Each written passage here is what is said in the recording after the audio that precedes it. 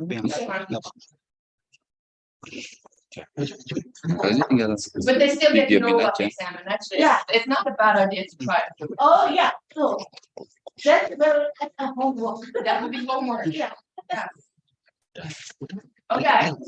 So this course is, we see that, well, we're going to talk about what is extended reality. So I'm not going to go into that right now, but then it's going to be again and again and again and again. But we're going to talk about in this course what kind of opportunities this new technology offers. It could be on a personal level, it could be on a social level, and an organizational level. And we're going to discuss this through all kinds of different views. We're going to have some optimizations this afternoon, talking about vision. Let's face it, when we get this technology that is stuck to our eyes, it's important that we can see through those eyes. Otherwise, it won't work. We're going to look into how our body can be used to use this technology. How we learn through the technology, how we can take advantage of the technology.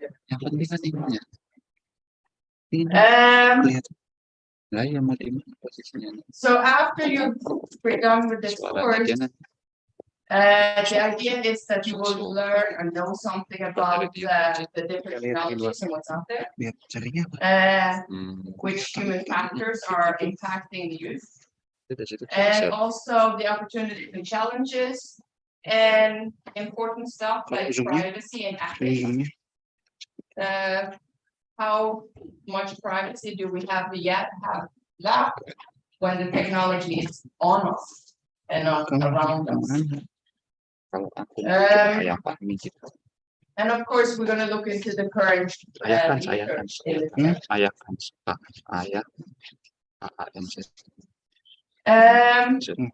after we're done with this course, the idea is that you will be able to explain and use the theories and models and frameworks to see how we can use technology.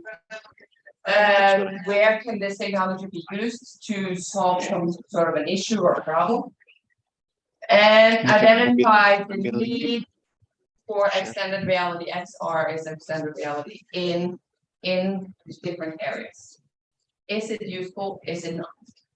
Is it needed, or should we just let it go? Luckily, technology isn't always just put in somewhere. The world's problems is not solved by technology being dumped. So we need to figure out useful ways. And then, of course, and this is why I say that everybody could probably benefit from doing the assignments, is that this is going to help you analyze and figure out and present how this can be used. Okay, any questions about this?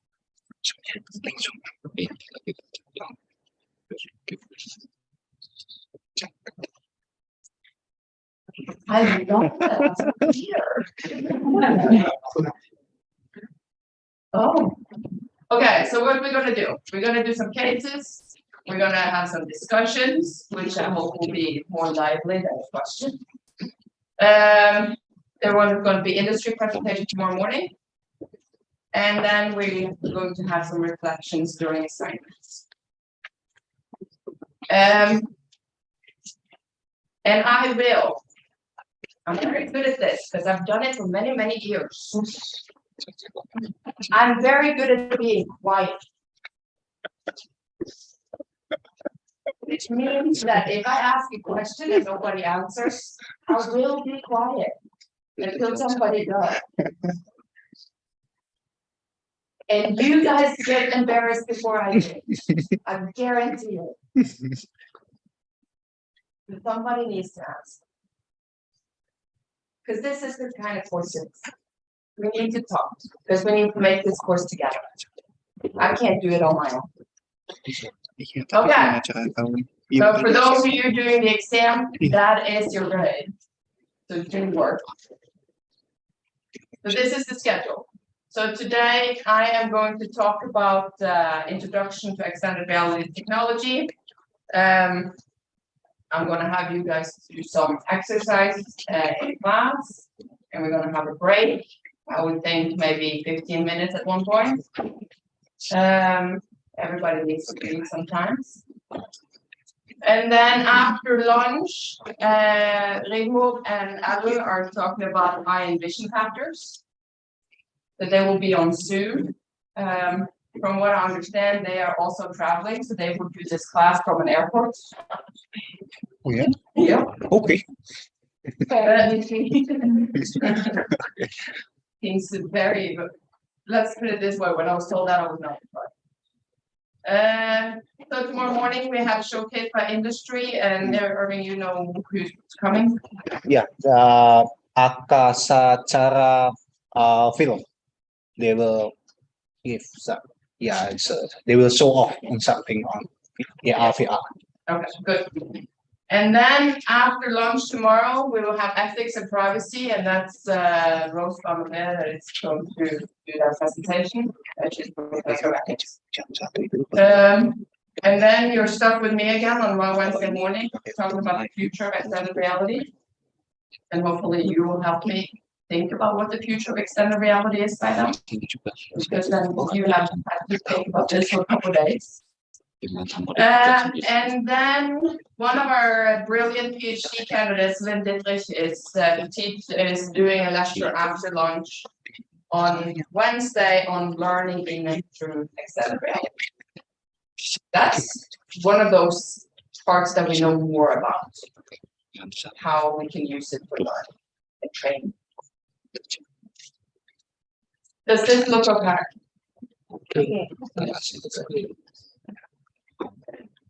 Okay.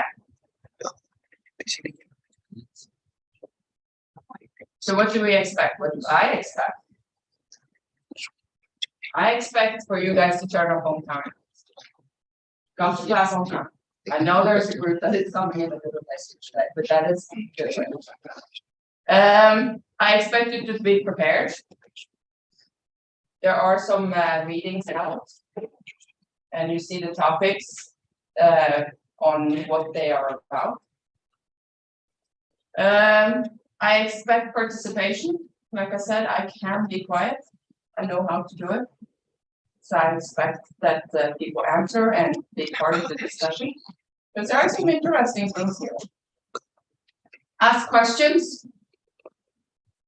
The more questions we get, the better the class gets. And do the work. Basically, the ones that usually fail my courses have just not done the work. And that's not good. I don't like it. And my goal is for you guys to learn something. And for me to learn something from you. So this is something we need to do. Okay. But I have expectations to meet too. And it's the same. Show up on time. It's hard to start a class without being here. And I expect me to be prepared. And I flew in last night at 8 p.m. Was at the hotel at 10. So basically what I've done since I got here is sleep. But I had a few hours on some airports and some airplanes where I create this one. I hope that I will be able to create a learning environment that is good for everybody. And I hope that we will have interesting training. And if you have a question, I may not have the answer. But somebody else may have the answer. So this is something that we need to talk about together. Okay, so what are your expectations?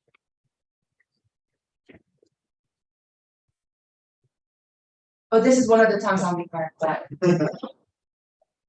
Learn new things. Good. Anything else? Looking for the my PhD program topics. Sure. That's very interesting. Yes. Hopefully we will find something. Sure. Yeah. Getting to know more about the subject and getting to know more knowledge for it.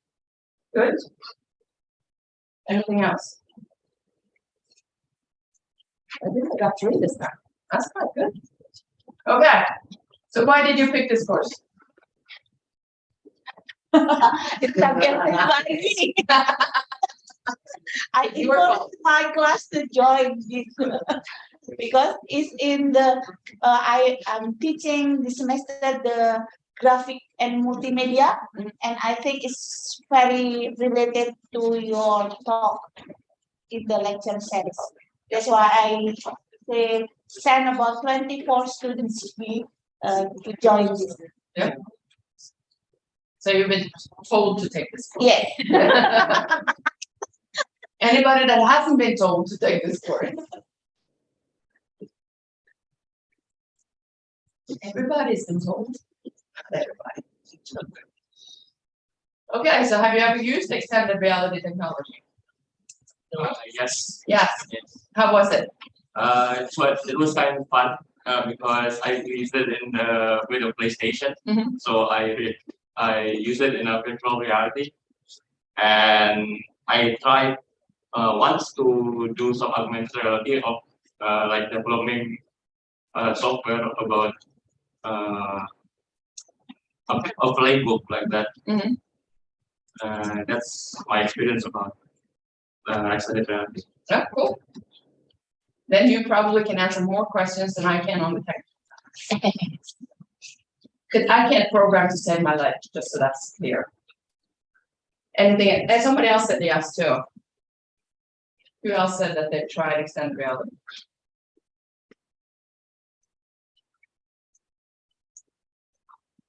Okay. I've tried it. I even have a little niece. She walked into the 8-year-old. She was 7 then last summer. And she walked into my apartment and she was like, "What is that?" That was the box with my headset. And I opened it up and she said, "Oh, that's a VR headset." And I was like, "You're 7, why do you know this?" She knows stuff. But the headset is bigger than the kid. And I'm kind of interested that she actually managed to use it. So she played Beat Saber on it. It's quite fun to watch when the headset is kind of pulling their heads around and then it's all forward so heavy and everything. It is what it is. But that just shows me that this technology is out there. We know it's out there. Oculus has done this for a while. In Norway, I know we find it in many children's rooms because they play on it. They use it to play. Augmented reality that we know. Anybody play Pokemon Go? Yes. That's extended reality. It's just on the phone instead, right? During the this is a little sad because most of my examples are from Europe, which makes sense. So I may not have many examples that are local for you guys, but you may help me with that because you may have some, when I talk about something, you have some that you can come up with. But during, not the last German election, but the one before that, where Angela Merkel was still in the running, but she quit with the last election. She used augmented reality during her campaign. She put up QR codes around on different bus stops or around the cities, and you put your phone up, and then you got a message. You didn't get it, but you could see wherever you were, but you could also get augmented reality. So this is easy ways to do things, to use this technology that doesn't require that you have extra gear or extra tools or headsets or anything like that. It is around us without us really thinking about it. And most of you have a technical background, computer science or informatics. Programming for this is some of the hardest things that you can do. Because there's so many things you have to take into consideration, and especially for augmented reality, where you have to put a virtual layer on top of a physical layer and make it fit. So kudos to everybody that can do that. I can't, but I hopefully have students that can. Okay. So then we're gonna talk a little bit about the topic at hand. And like I said, this will be a very short lecture if you don't participate. So I need you to participate to make this. Sadly, that's how I work. Okay. This term called extended reality is basically just a umbrella term which includes anything that has to do with some sort of virtual reality. So you have everything from a totally virtual environment until the physical world.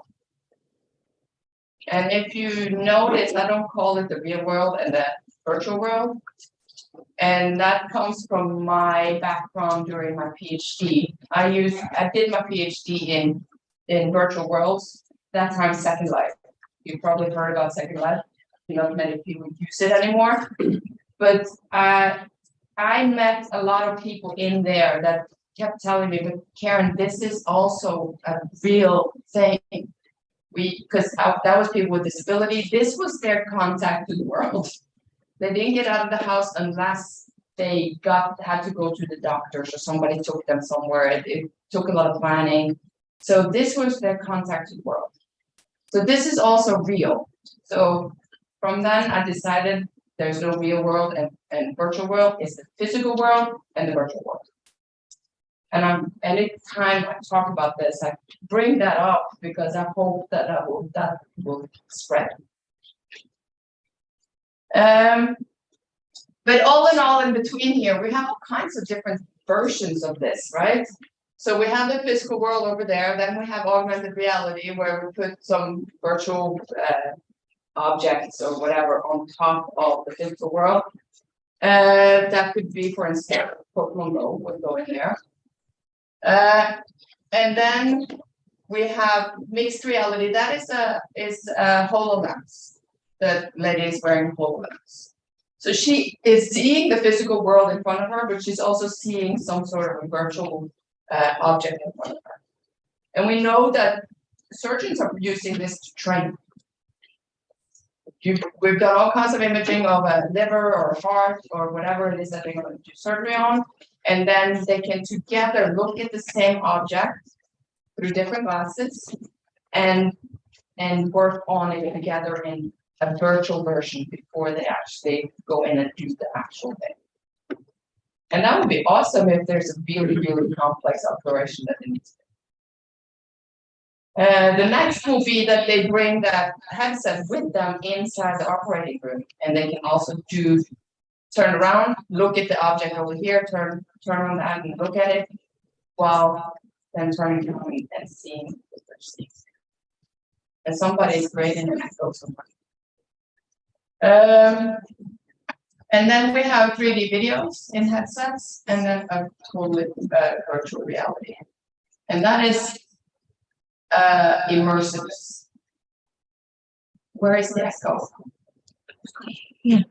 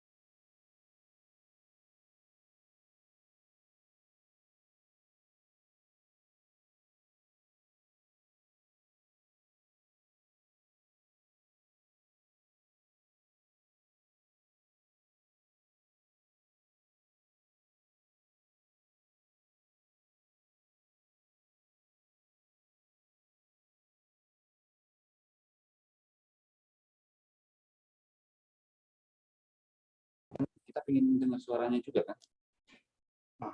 Nah, Ini dari kelas. Jadi sana kan kelihatannya begini nanti, Ji. oke. Ini nggak ada suara. Belum tanya lagi. Harusnya terdengar.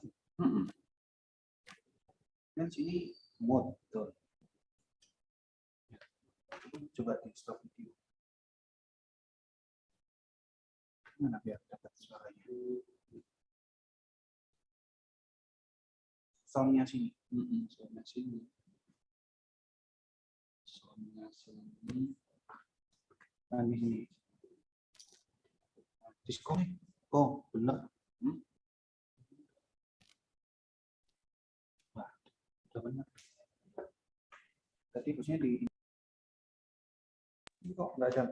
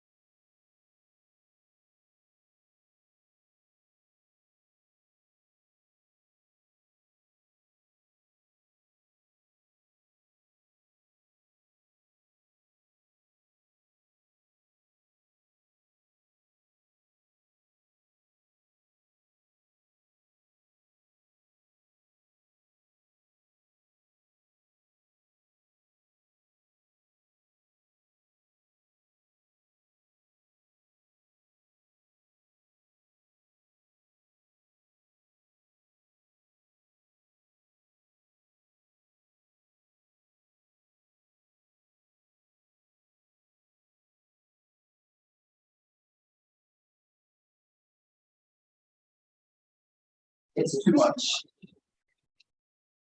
But we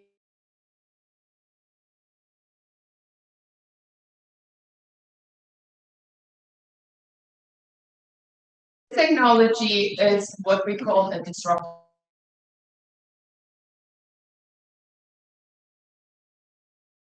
That makes us work in a different way or live in a different way than we used to. And this technology has the power to do that if we let it. But it impacts the way we learn.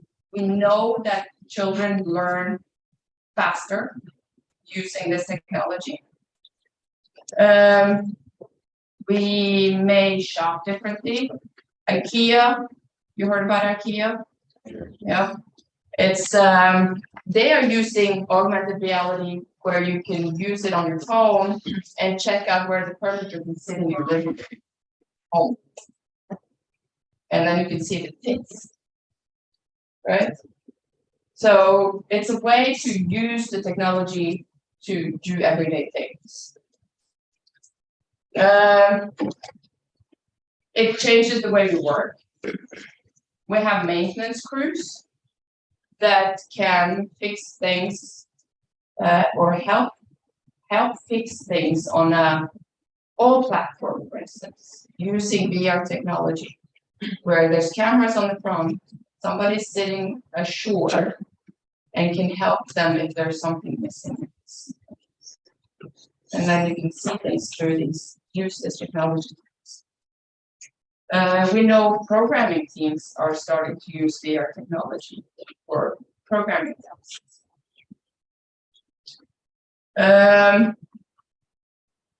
So it has the power to have an influence of what we do.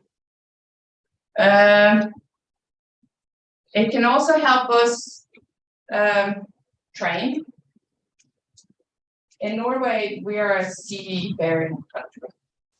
We have more coastal line than most. We're a tiny little country, 6 million people, not even. And we have coastal line through our, well, there's a reason why it's important to be there. But we are, at University of Southeastern Norway, we train maritime, we train people to be on the bridge of a huge ship. Right now, we're doing that by simulators that are biggest rooms, and you are on a ship on the bridge and doing what you would do out at the sea. What if we can use this technology instead? What if we could train people using this technology instead? Save more space. It would save space, it would save money mostly. Yeah, of course. We could get more people through. And the cost of it is very important, because as much as Norway is a seafaring country with lots of sailors, we're not the ones with the most people on ships. So it's more countries that can't afford to build these big simulators. So we can spread the knowledge. It's easier to get the knowledge in. So that's just an example. I know that police are using this technology for training, because we are, when we play, we have controllers that look weird. But if a police officer trained, they would have a control that is a gun, right?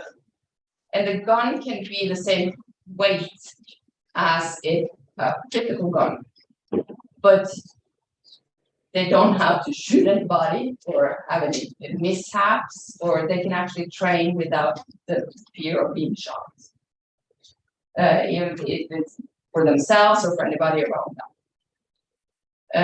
That's one idea of using this. I know on campus on my campus, we had fire training using VR. That you put out a fire wearing a headset and holding a gear that had some weight to put out a fire that you can only see in your headset. It wasn't actually there.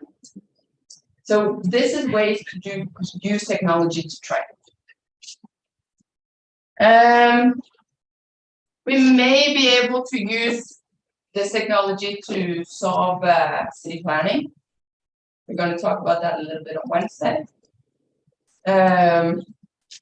Infrastructure, of course, the technology will create new issues that, like everything else, we put technology in somewhere and we can solve some issues, but we can also create some new ones.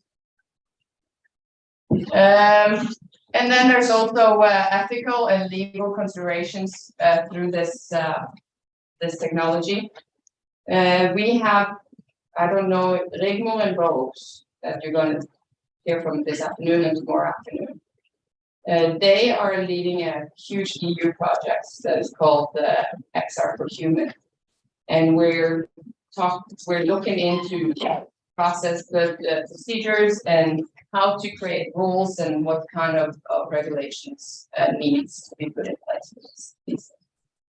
And some of that has to do with, are we really going to let the big five decide how this technology is going to affect us?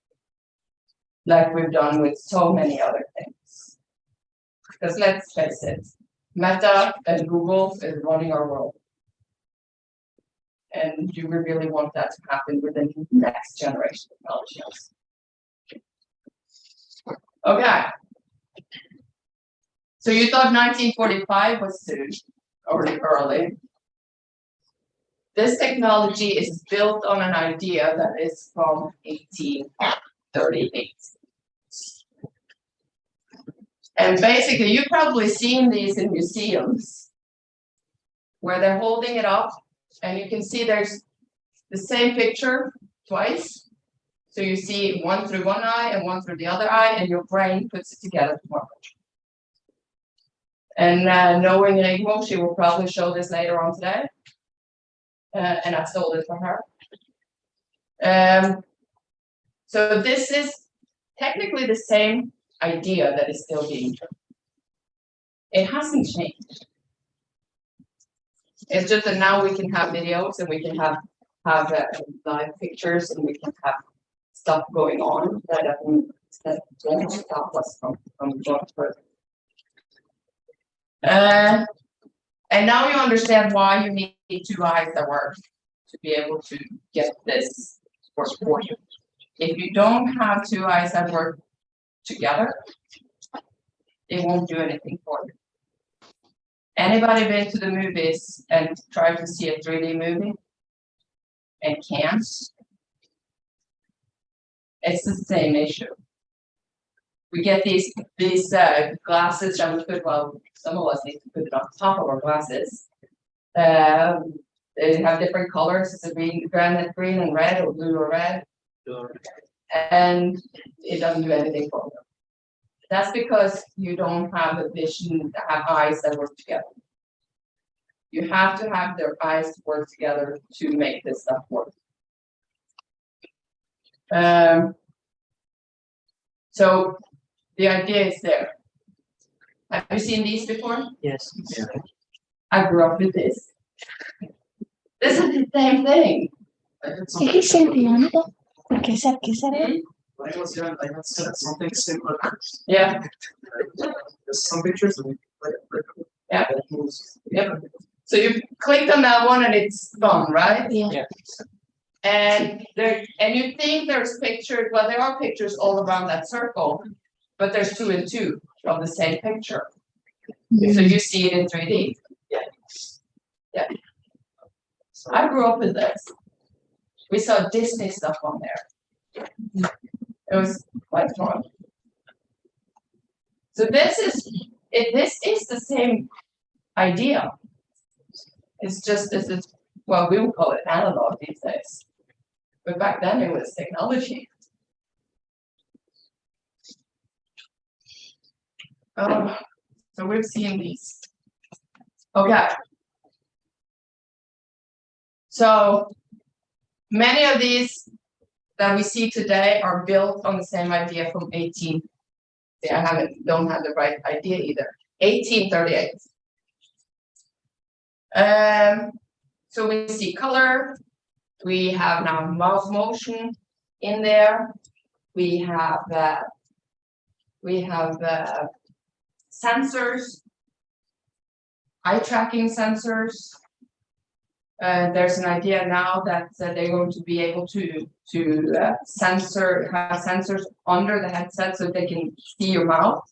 When your mouth is moving, your avatar will be moving their mouth. With the eye tracking sensors, if it's good, the avatar will move their eyes like you do.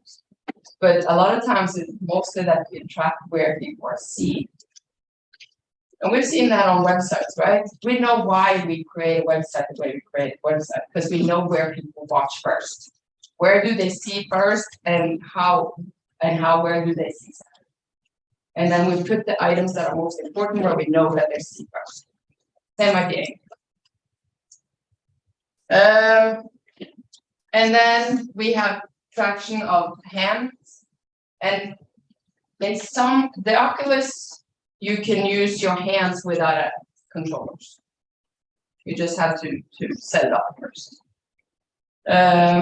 Some other ones you need the controllers, and some you can get gloves that you can see your hand. But it's depending on what you need to do. That's kind of useful, isn't it?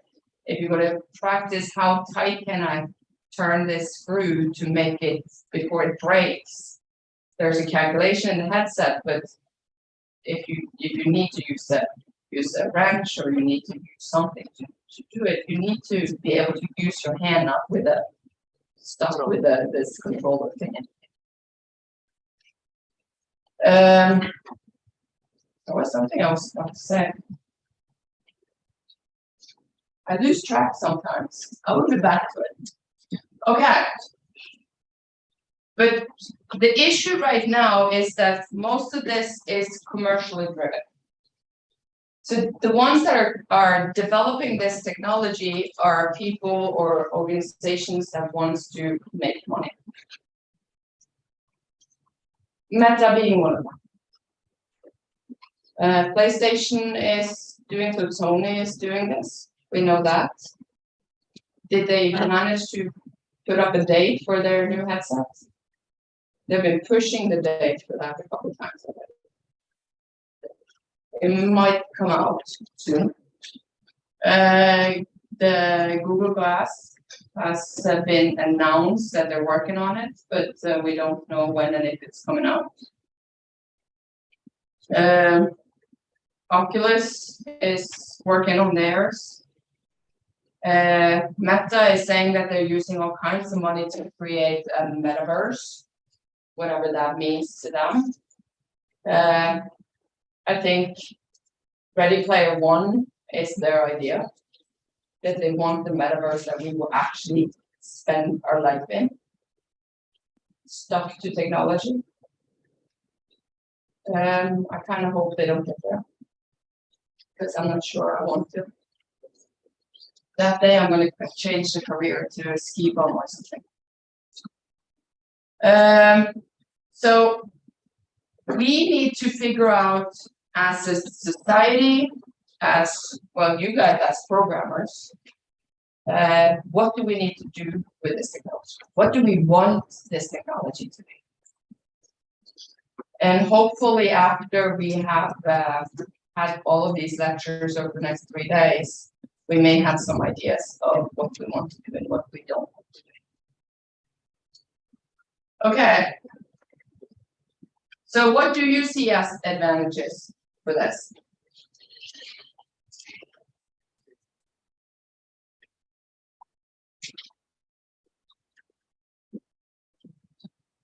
Are there any? Yes, there are some. Which ones? It's gonna make life more easier for me. Creates more jobs for the programmers, Mhm. especially for programmers. Mhm. Others, they are gonna lose it. They are losing it. I think, but there are some disadvantages as well. Sure. You will be able to control. If you use your data in the wrong way. Yeah, that's true. Any other ones? Yeah. I think for the disadvantages, it will affect us also to our vision, What do you mean? like it will affect our eyes because we have to deal with the We get the technology so close. Yeah. Yeah. Well, that makes sense. Anybody of you guys grew up and parents where they don't sit too close to the TV, your eyes will turn square? Yeah. Yes. Can we get it any closer?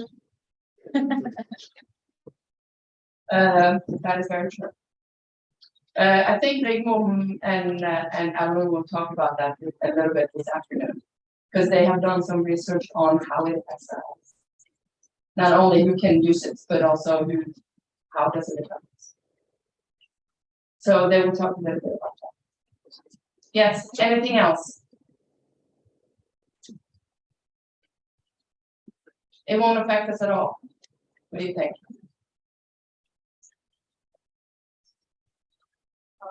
Yeah, I think there's an institute for health that's in COVID era we don't need people, so it's not relative around help us to limit the spread of virus. Mm. So it's not. Yeah. Oh yeah, so that this could be a new way of meeting also. Yes, definitely. You know, when COVID hit, we had some headsets already. We were doing some things. And I'm not sure how closed down you have been, but we have been semi-closed down and shut down, like totally shut down for maybe 3 months. But we were basically semi-shut down. So we had to go out and buy something that was called a clean box for our headsets. Because otherwise the headset would be in quarantine for 3 days between user. So if we put it in the clean box, it was cleaned by infrared lighting. It was clean in minutes. So we have those now, luckily. We still use the clean boxes just so that we make sure that as much as it's not COVID, that is the big issue. There's all germs everywhere, so it's probably good to use it. Yes. Any other things that you can think of?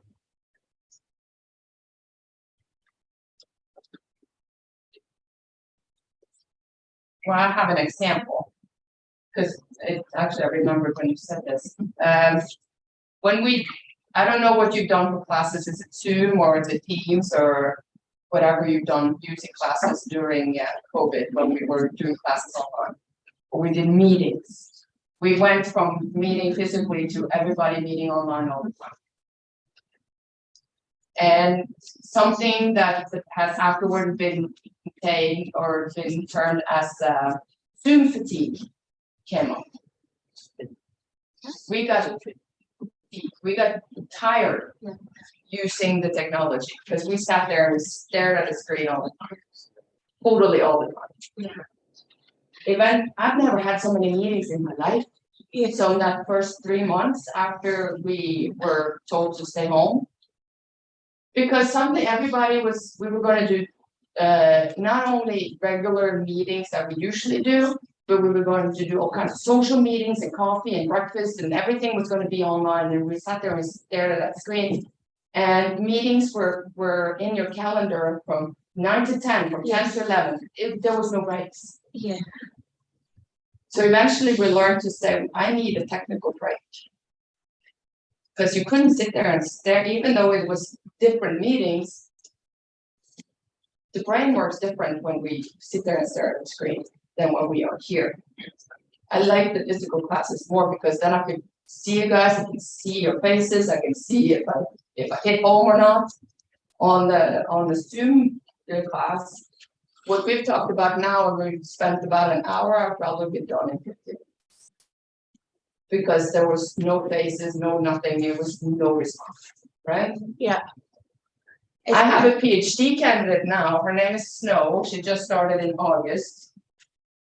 She's from China. And she is going to do her PhD on virtual teams using extended reality.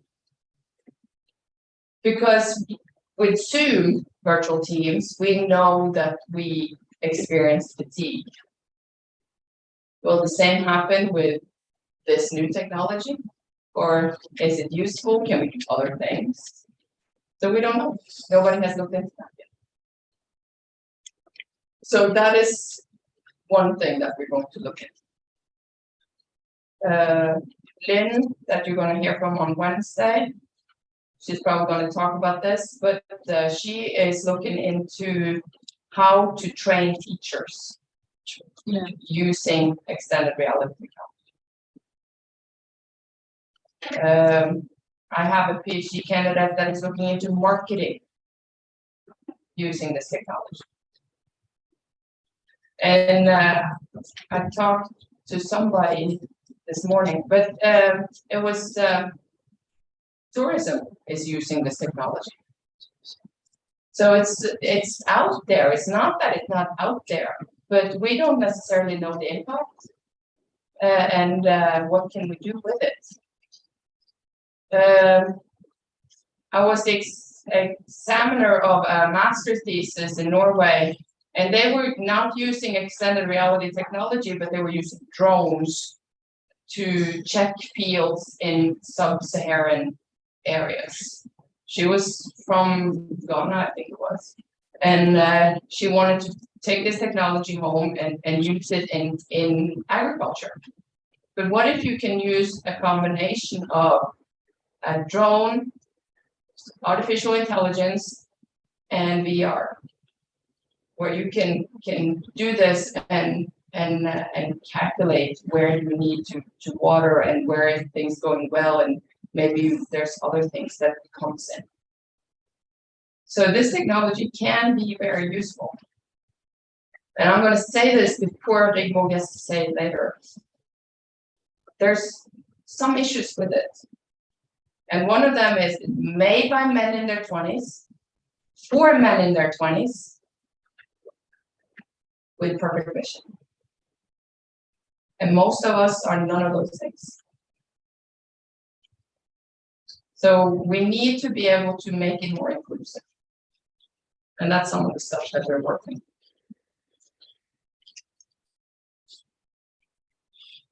Okay. Well, that's some of the stuff that I already talked about.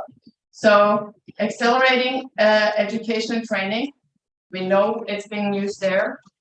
And some of the articles that you have been given will show you that. And I don't know how used you are to reading research articles. There's a trick. Am I going to tell them the trick about the research articles, or do you want them to struggle? But reading an article, you see there how many pages, I don't remember how many pages there are. They're probably between 20 and 30 pages each of them. You read the abstract, you read the introduction, and then you read the conclusion and discussion and conclusion. And if it's very, very interesting, you read the middle. But then it will take you 20 minutes to read one instead of maybe 2 hours. And you learn how to do it after a while. There's a trick. But if you have the abstract and the discussion, you technically have the paper. You understand what it's about. And if it's extra interesting, you read the rest. Right? You may not be used to reading. I remember when I started reading research articles, I wrote to learn how to do it. And then somebody taught me the trick. And it helps. So some of these will be human-centered design, so technically inclusion, right? Improving health and well-being. There's a candidate at our university. She is looking into how to use this technology to be more interested in going outside in nature. So well-being, training, be outside, enjoy. If I could choose, I would be outside all the time. Cultural engagement in digital worlds. Put this into tourists or in a museum or anywhere, and we can learn more, right? Some cities you can use augmented reality, have your phone with you, and put it up somewhere on a curb. And suddenly there's a person standing there telling you a story about how it was 100 years ago. It's a new way of getting information that you wouldn't get anywhere elsewhere in another way. It's not the same to read it on a web page. It's like a virtual presentation. Mhm. It's like it's kind of that somebody speaks. Yeah. Or here it speaks to you about this historical place, but information. And the beauty about it, that everybody, well, most people, how many of you have a smartphone? Everybody, right? And some of you probably have more than one. Yes. Which means that we can use the technology that everybody already has to do this. It makes it easier. Instead of, because a lot of times when I talk about this technology here, people are, yeah, but it's so expensive to have all these headsets and we need to keep it up to date and and tomorrow there's a new headset and it costs twice as much and we need to get it. No, you don't. If you're going to do this in a context like a museum or a tourist area, you just use people have their own phones. All you need to do is keep the content up to date. And keeping content up to date is easier than keeping technology hardware up to date. That's what you guys can do. Right? Hopefully. Oh, I would assume you can do that. Enhance productivity. I know that they're trying to figure out how to use this in, for example, in supply chain management. How to use this technology in a production area to make processes better. You can train processes beforehand, for instance, before you put people out. And then hopefully there are some errors that would be deleted because we're trained up front. But of course, let's face it, right now, entertainment is the biggest one, right? It's gaming. It comes out of gaming. So that's why Sony is in here, right? Through PlayStation, for instance. If you ever have an Oculus headset, there are games.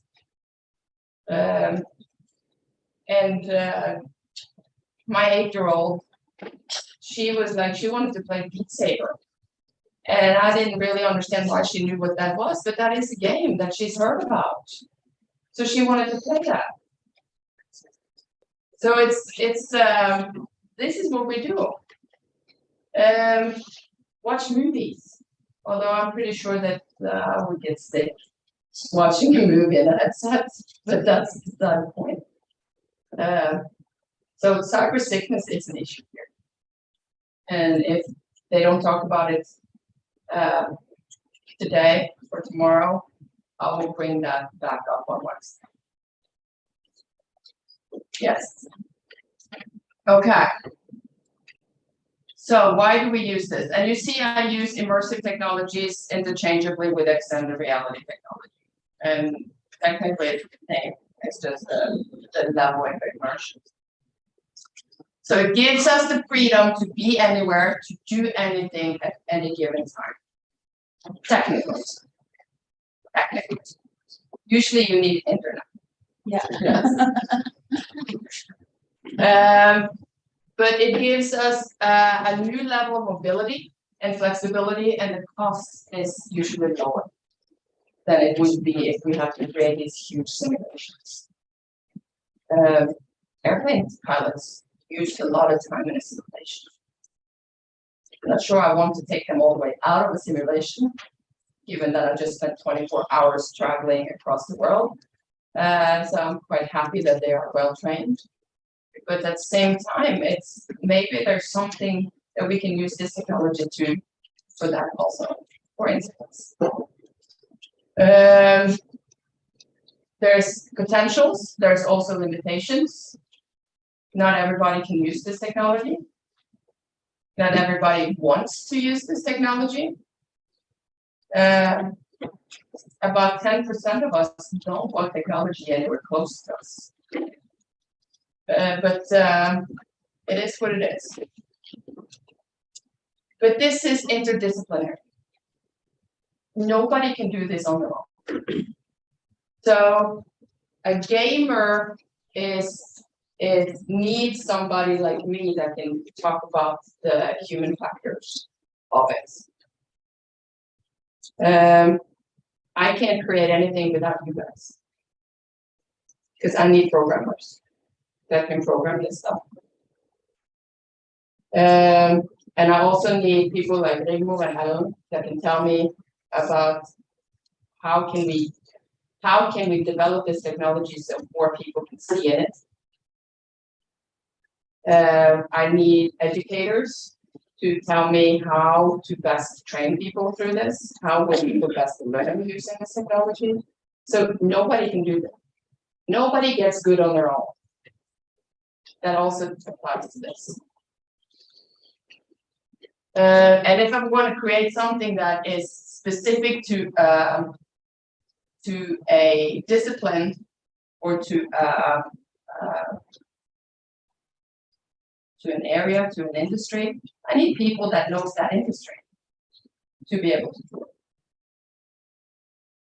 It's just how it is. Let's see if we can watch this one. Maybe it will work.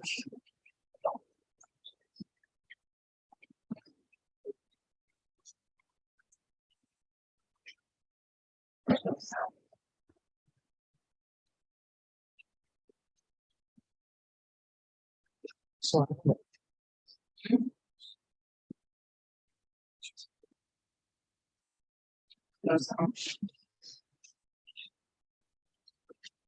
May I help you? Sure.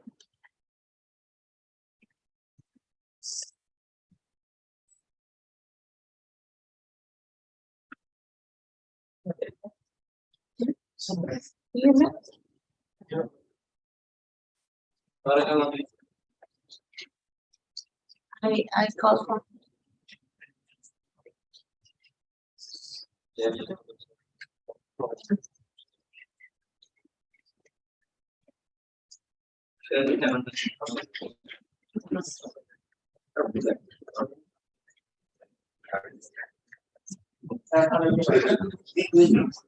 Or use augmented reality to bring characters and objects and goals.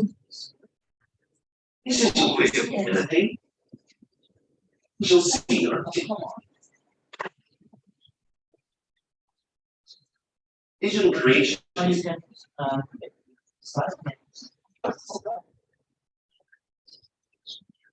The lines between our world and the digital world are quickly being erased. So here are the top 5 things you need to know about extended reality. Number 1, what is extended reality?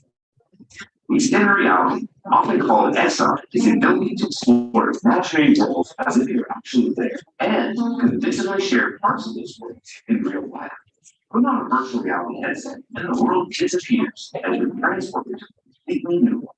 Or you are augmented reality to bring characters and objects into the real world. Well, the places you'll visit and the things you'll see are digital creations. Your mind is convinced that they in fact exist. This level of realism or immersion enables us to experience things never before possible. Number 2, people learn better with extended reality. For most people, learning is challenging, but XR is making it easier to learn faster, retain more knowledge, and gain deeper understandings. According to the Harvard Business Review, companies like DHL, the US Navy, and Boeing deliver step-by-step worker training with AR. Boeing uses it to help trainees complete their work 35% faster and decrease first-time errors by 90%. In fact, overall, the time savings is 25% more is typical for manufacturing tasks. Extended reality is even making trips to the doctor's office less painful. AR overlays a patient's veins makes it 3 times easier to draw blood on the first try. Number 3, extended reality connects people together. Far from isolating people in their own little worlds, extended reality enables people to share the same experience no matter where they are on the planet.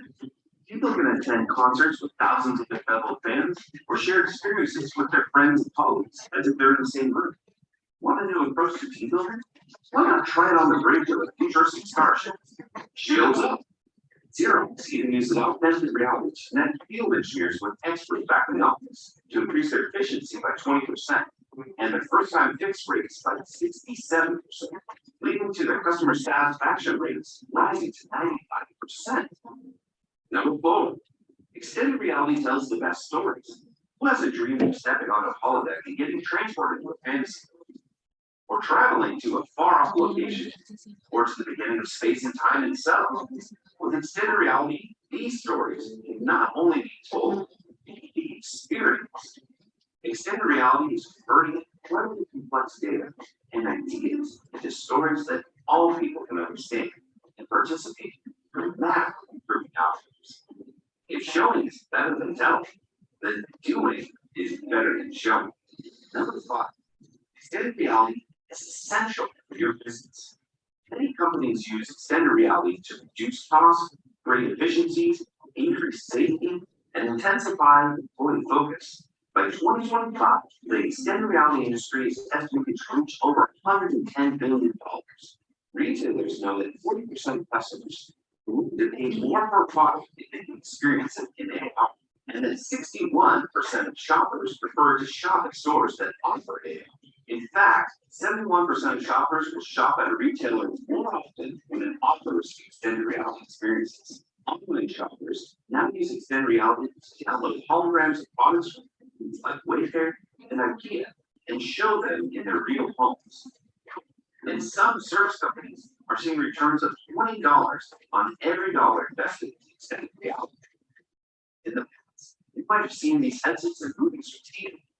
Today, chances are that you already have an extended reality device. A smartphone that you use every day is ready for extended reality. Applications like Pokemon Go, Snapchat, and IKEA bring extended reality into the mainstream. And affordable virtual reality systems from companies like HTC, Facebook, Microsoft, Sony, Google, and Samsung make it possible to share these worlds and experiences in any situation.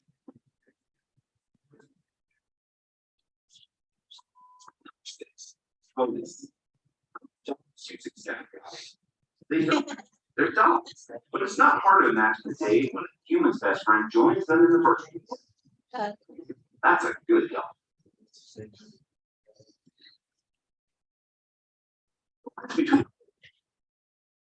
Okay. Does it sound cool? What did you do? What do you think? That's like all the good stuff, isn't it? Yes. Yeah. Where's the bad stuff? Huh? Where's the bad stuff? Exactly. Where's the bad stuff?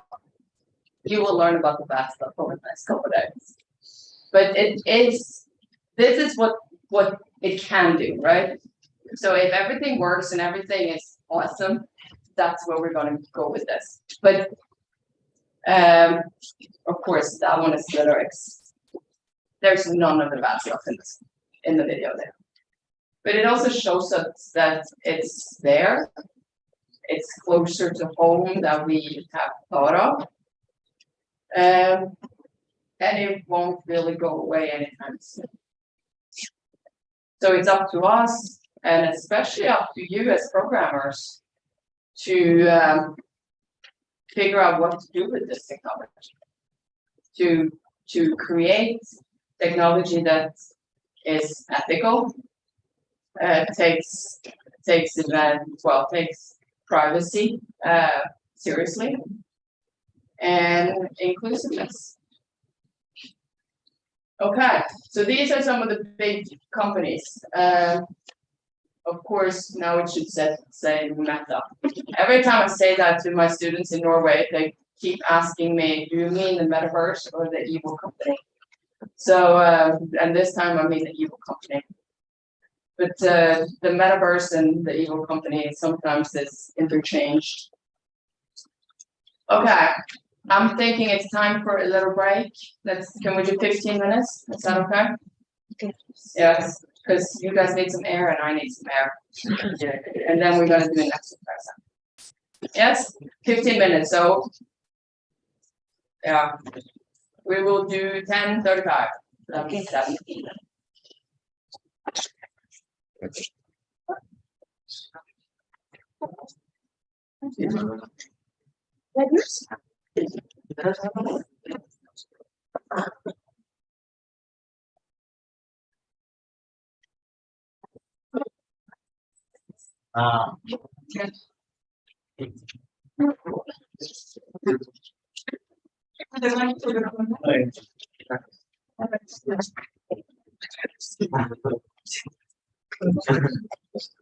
Apa namanya?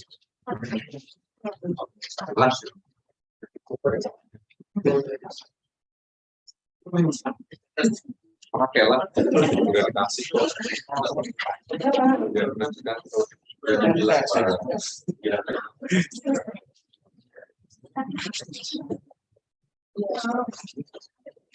Tapi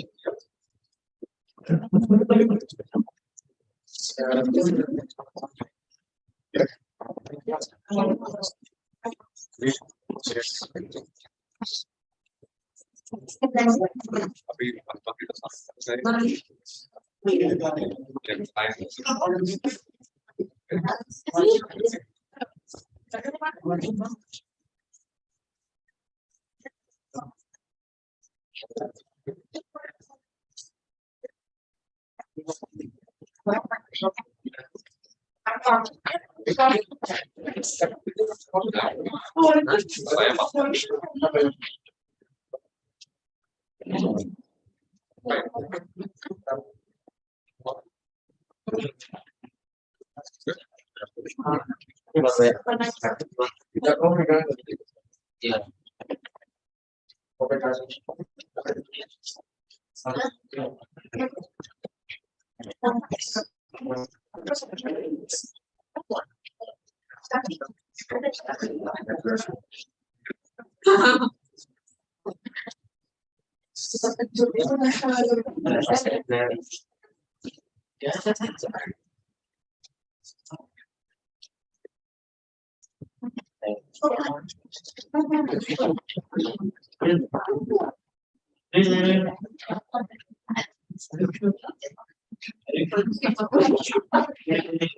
Oh ya.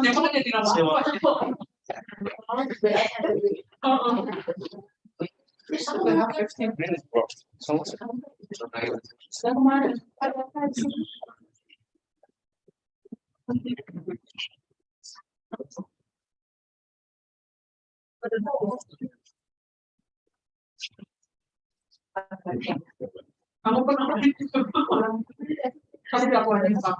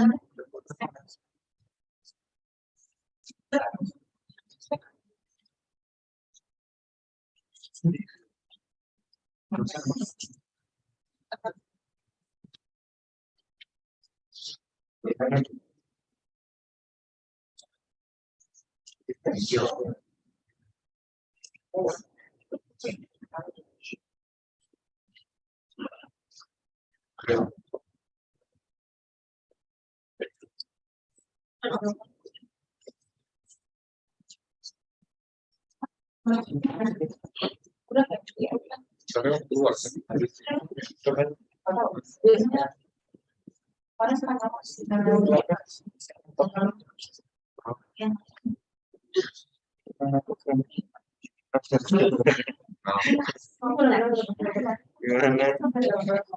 Jadinya kamu komen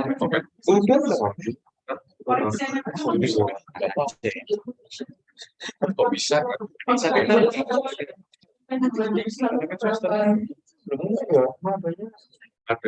sama Miza semester ini semester 1 gitu. Oh iya. Dia juga masuk bahasa Inggris tapi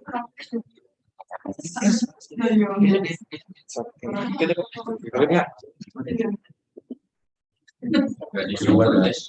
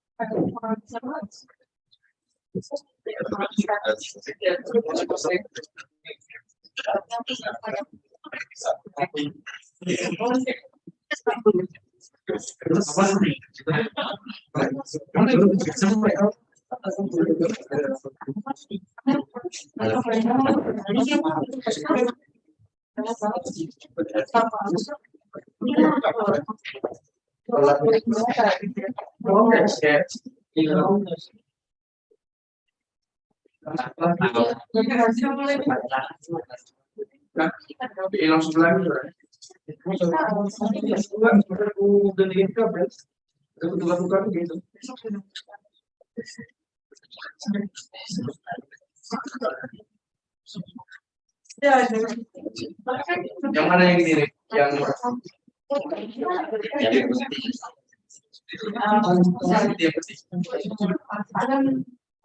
ya yang nggak ada itu. Yang ini boleh.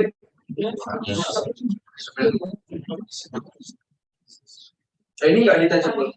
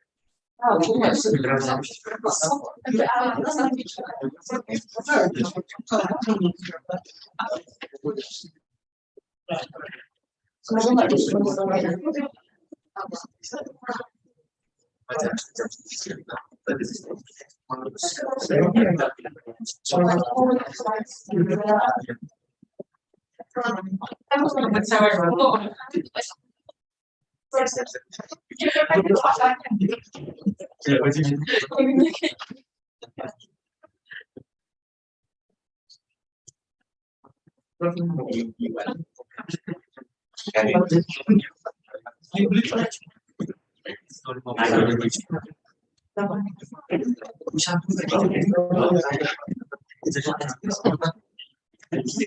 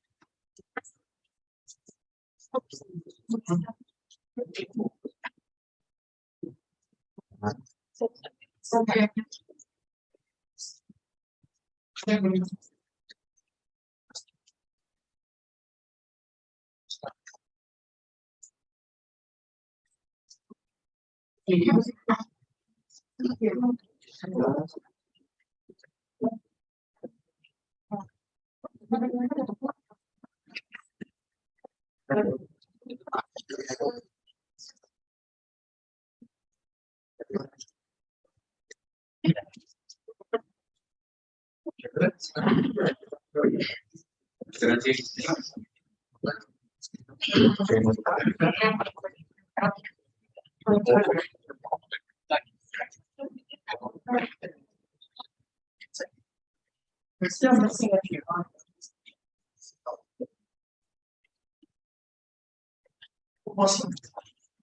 Oh, there's still a minute.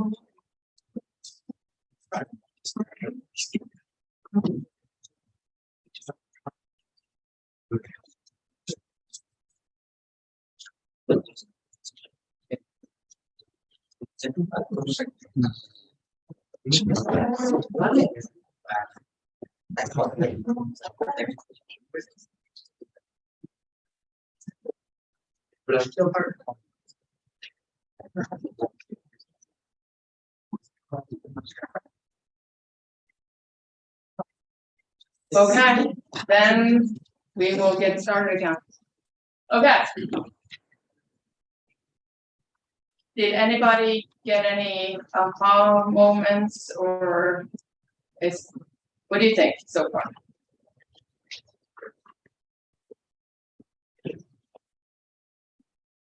Nothing?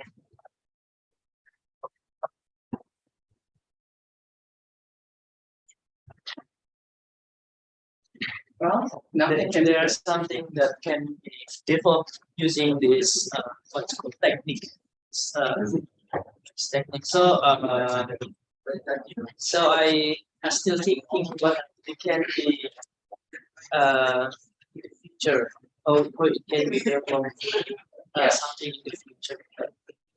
Of course, and that's what we need to do. And if you're looking for a topic for a PhD, that definitely is something we need to look into. Yeah, of course. You can test this as part of it.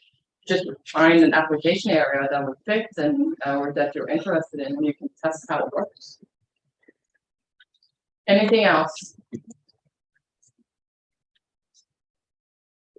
Maybe in our in this era of technology, to develop such things like extended reality is still very expensive to make. So many of the companies that are making this kind of technology is still in the level of that, like Google or Meta, that has a lot of money and have the resources to do so. Yeah. And for indie companies or startup companies that have little to little fundings, it's nearly impossible because of the hardware requirements and the main reason that metaverse is falling in in the development is because the graphic is not conceding to the user expectations, because when you are seeing that close to the graphic, it's kind of hard when the graphic is slow, like it's not like actually in high definition. Sure. So maybe it's still possible, but maybe in the next era of technology, when the hardware components are already available for many users to use. But there is also a level of when is it too real? That we don't expect it to be, we don't want it necessarily to be like the physical world. So there is a level where it gets too real, where we will actually go against it because it's too real. So there's a fine edge to walk on there.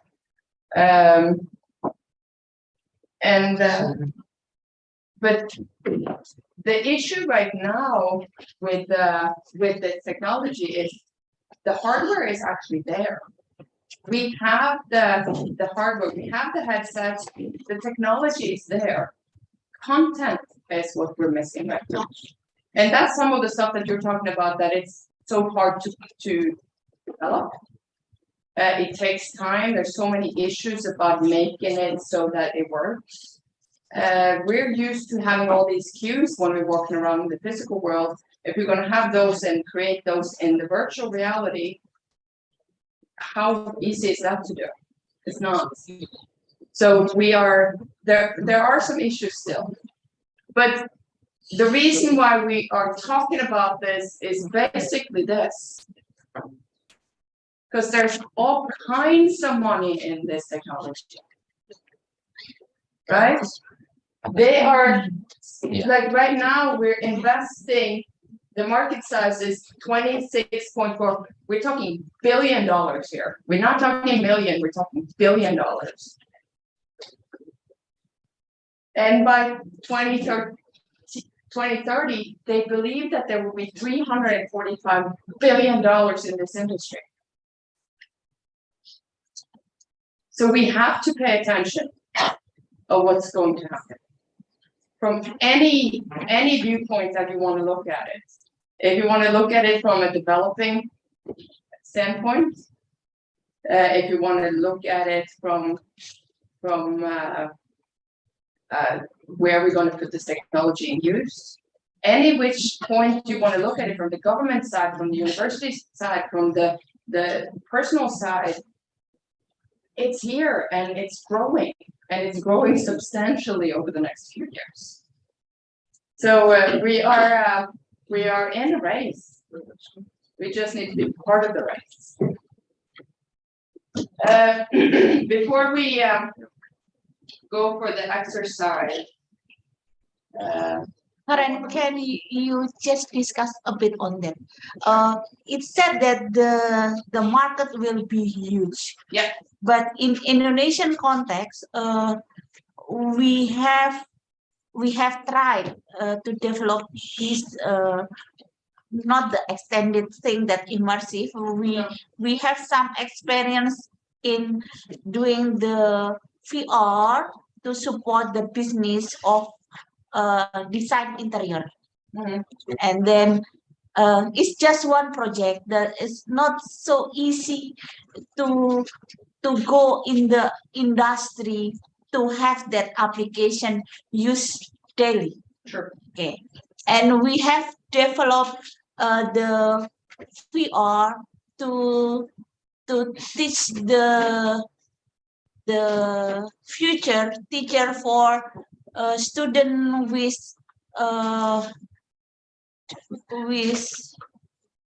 autism. It's difficult to have that adopted in the real practice. So it's only for us as a researcher, we just invest one tools, make an application on that and do that as a report.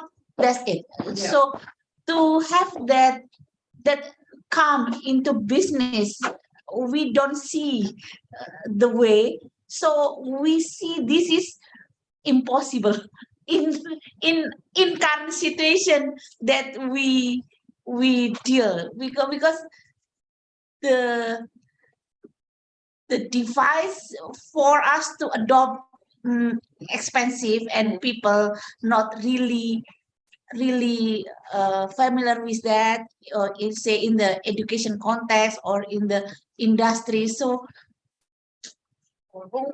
for me as a teacher, and this is, yeah, it's just new technology that is good that we will learn about that, but you ask us to join the rest, we are me is kind of skeptics on that, because we don't see Yeah.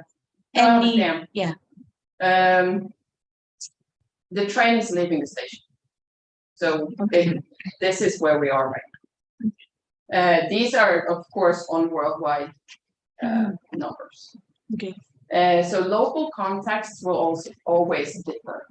And I don't think that small, 80%, I don't know how many, about 70-80% of Norwegian companies are small companies. I don't see all of them using this technology either. But if we look back, when I finished my bachelor's degree, I think in a classroom of 50 students, we had maybe 5 computers. How many computers are sitting here?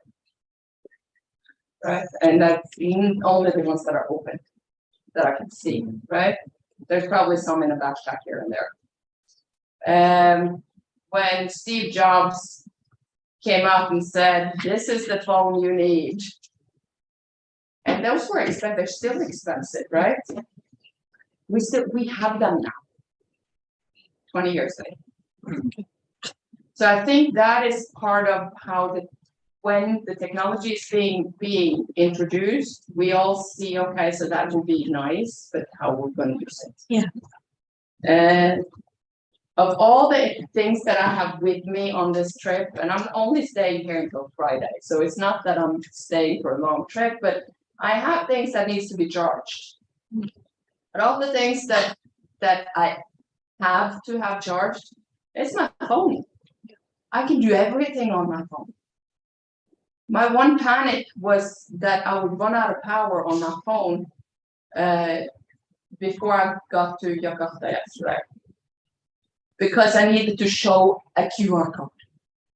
Yeah. Right? I had to show that QR code walking in the country. I had to show that I had the right app for COVID tracking, and it was running. I had to have those things show that I had those things going. So the one thing before I fell asleep on that flight from Dubai to Jakarta was to plug in my phone. So I had that charged on the way. I don't think that VR headset is something that we will bring with us everywhere, because if that was the case, I would have brought with me like the Oculus Quest to come here. But I think that extended reality maybe most, and I think also augmented reality will be the one that will go the furthest on this, that we will use them as in so many application areas that as possible. Mostly because it will be able to create, like we saw here, the one that was out in the field that could use HoloLens to call somebody in the office that is expert on something to get help to fix whatever issue they had outside of here. So I think those are the things that we will use it for, and I'm going to show a little video before we do the exercise. There's a company in Norway called Sofasteria. They are working with university with Ullevål University Hospital to train surgeons using the HoloLens. And this is just an example in a short video, but that just shows you it's in use. And they're not training in the education training, but it's when they're planning a surgery. And you think we can make this one work together? Yeah. Just quickly here. Yeah, just hold the button.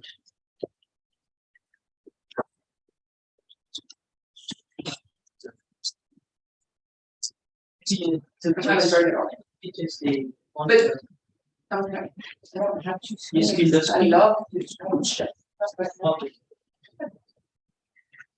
Okay, so this is their webpage. It's holocare.com. Okay. Yes. And they are using medical imaging. This I find quite interesting because he doesn't have a headset, so he can't see what she is showing him. But you see the parent there, he's got a headset, so he can talk with the surgeon about this. But there's a video also.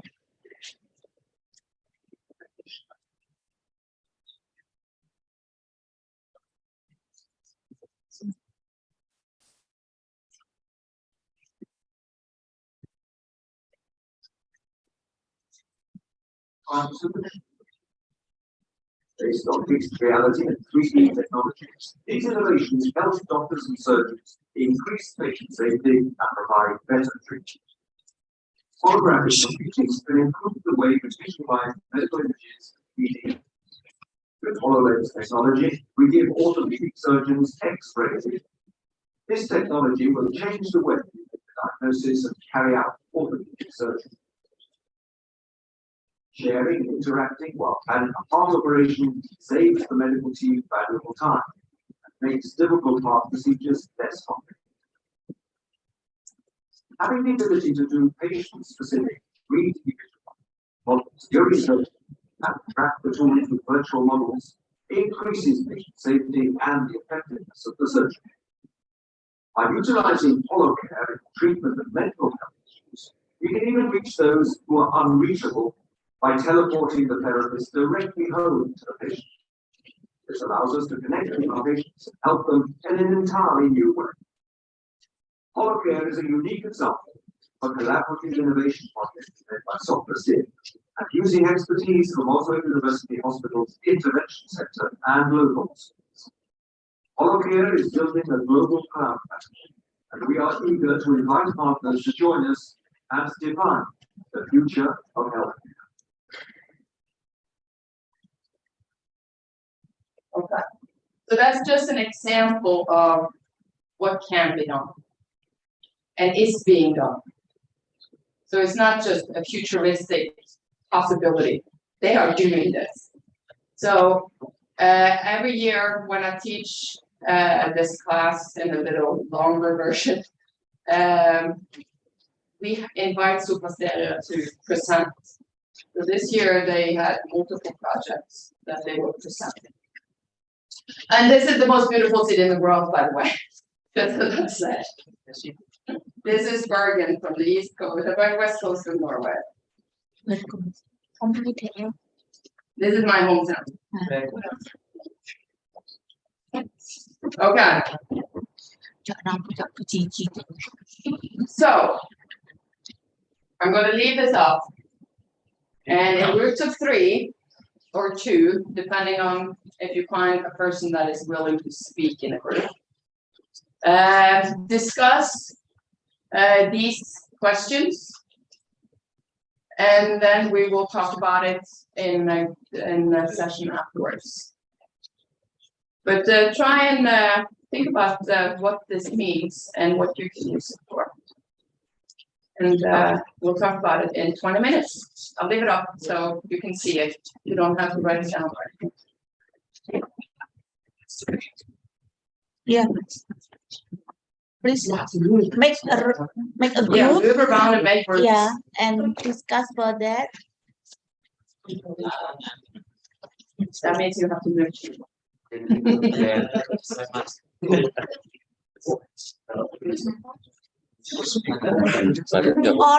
Or can the student discuss outside in the tropical weather? In tropical weather, and Oh then yeah, you can go outside if you want. Take a picture of it, go outside, but be back in 20 minutes. So quarter after. And then we will talk about it. You can also have a sitting in the garden or something. You can discuss outside and be back in 15 minutes. Yeah. Okay. I think for the international program class, you can divide into two groups, yes? Two groups. In one group, how many person? 3 people in a group. Oh, 3 people in group. Okay. Yeah. 3 people in group. So many groups then. Yeah. 11. 3 people. You have find a friend to discuss. So our group like 24. 24. Yeah. So it's 8. 3 every No, 3 than 2. Yeah. No 3. more than 3. No more than 3. So one group consists of 3 persons. At least 2 people. Yeah. At least 2. And then there's no group if there's not these people.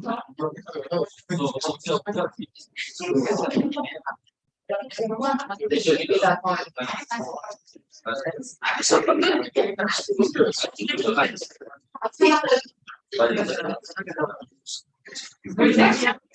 Mr. Otto.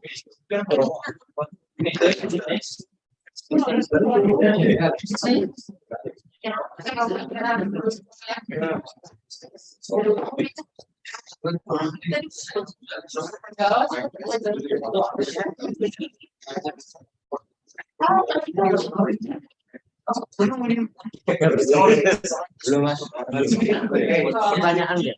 Pertanyaan. What do you think? Belum. Udah belum.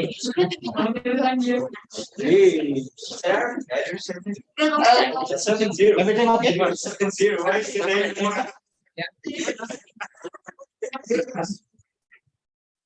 Udah belum? Udah belum? Ya. Satu yang satu. Ayo. Ayo mas. Ayo mas. Pak. Aman ya, aman. Sawah mas. Iya. Oke. Yuk. Aman ya. Sana.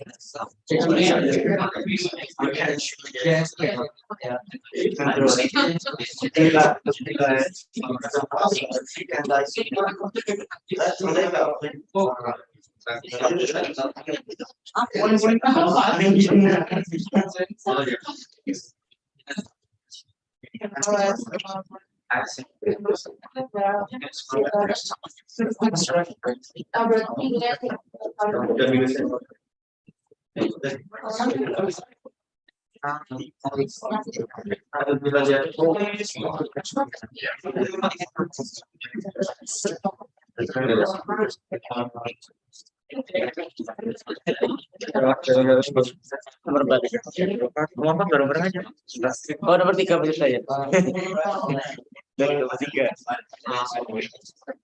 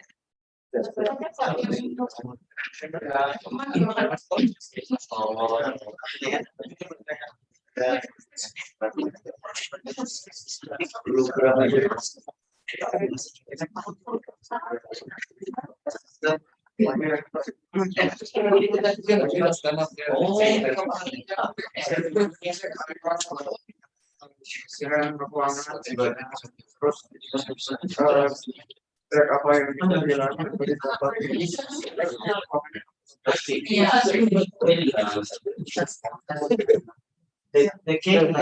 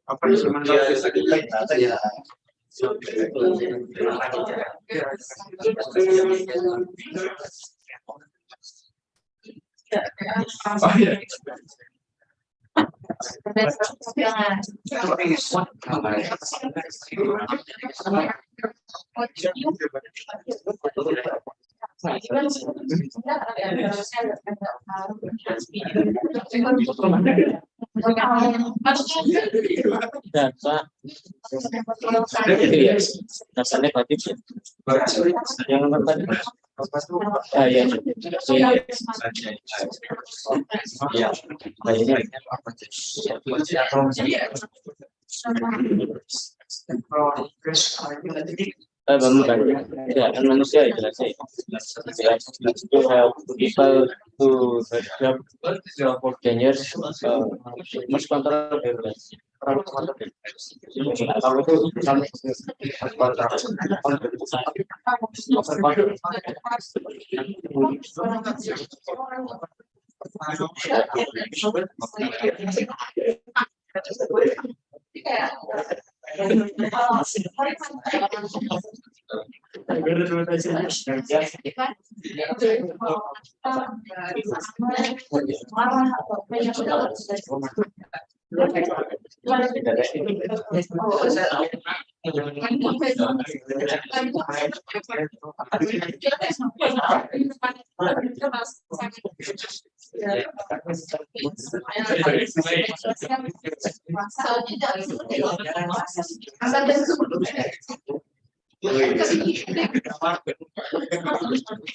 Mana sih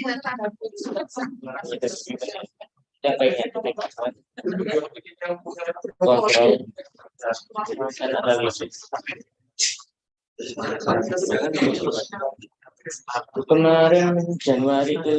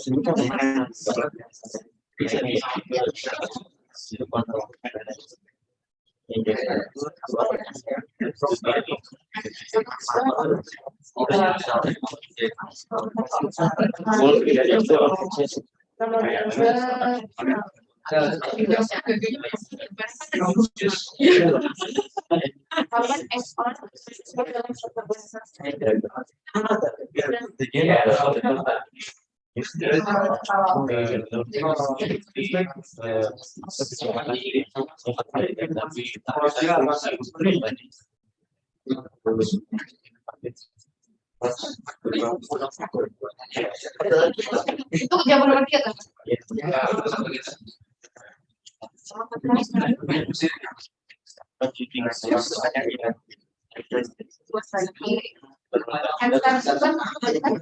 Nanti kalau di Jongklik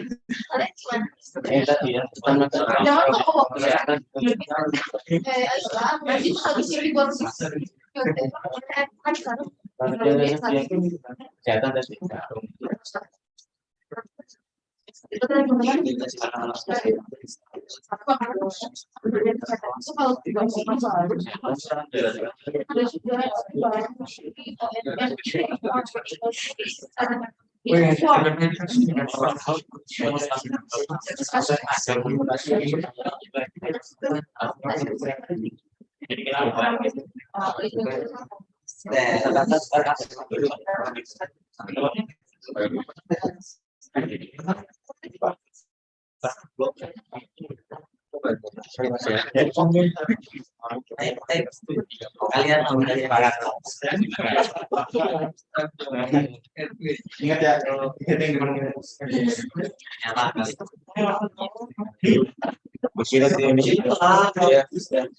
di sini aja banyak kan bagaimana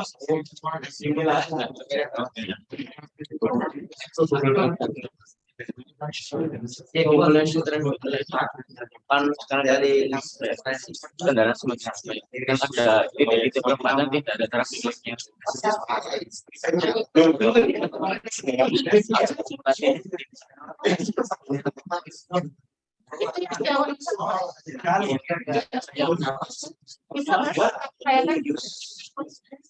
kalau dia ada di Surabaya, tapi kalau di luar nanti sudah ada ininya yang mana itu panjang kepada saya bagaimana? Oh iya iya. Saya kan sekarang sudah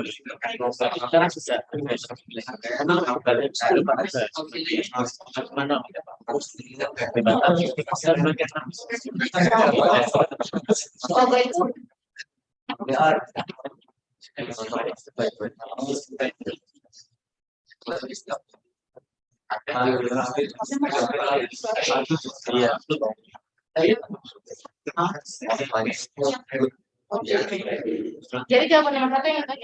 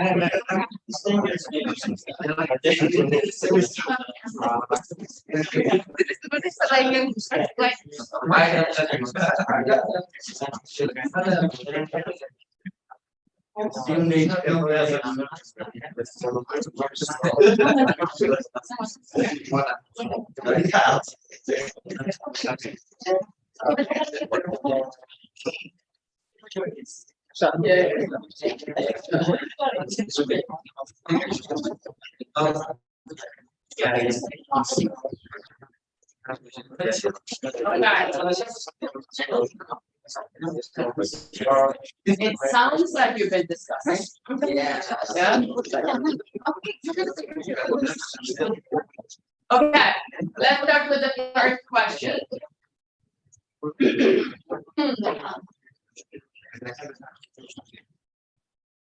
So what do you think, this one moves, what do you think is next with XR? And I've been talking 20 minutes about these things, and now somebody needs to say something.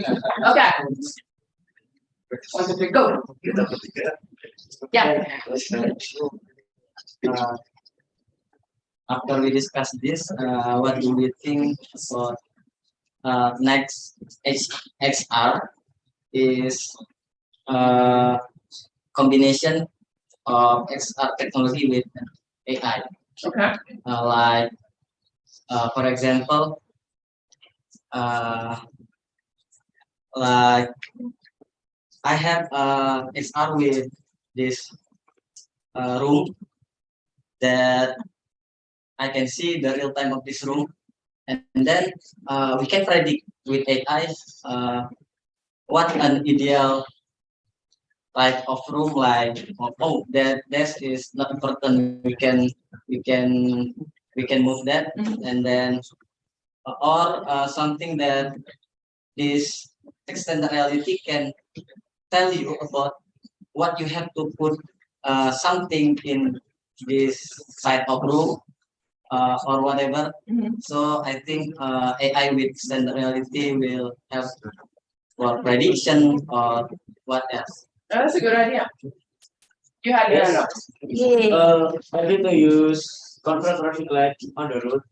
Some traffic light need people to control manual or not. But road every time car march. Hey, Yes. I can't hear him if I hear all of you, so please. Yes, to control traffic light need people to manual or use traffic light, because some road I think to need, because car much want to do very much. I think So we can use- prediction to traffic need or not to this road, or still with manual people. Yeah. Good. Any others? Yes, for the first question we discussed with my groups, with my group, we thought of an example, just it might be used in might be seen more into historical places for tourists, especially because most of the time when you go to another country for like you're traveling and you want to know more about this place, most of the time you don't know. You don't get the information right by going to it. Right? And when you arrive there, just like I don't know, I guess I'm just like observing and seeing what's there. But if they use this technology in these places, they have like putting some code or like some machine that's gonna present you something or give you introduction about this and what do you need to do here, what is the most visited one, and how to get yourself around. It might be helpful to the tourists. Yeah. I agree. Any other ones? Yeah. From our group is infrastructure building and for long distance remote control vehicles in mind. And what we mean by construction building is that when an architect make a building, he can generate image of the blueprint of the building and in real time like scan the building and what structure is going to be built. Yeah. Good. Any others? Yes. The example is good, but we need to add like XR can find out problem from building when to minimize damage. Like if there's earthquake, then is it safe to building that so big? Okay. Good. Any others? Yes.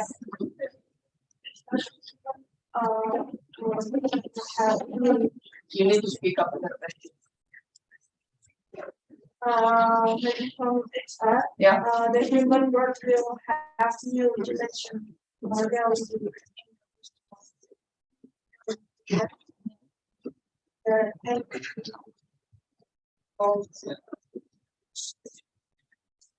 Good. Okay. Then let's move on to the next one.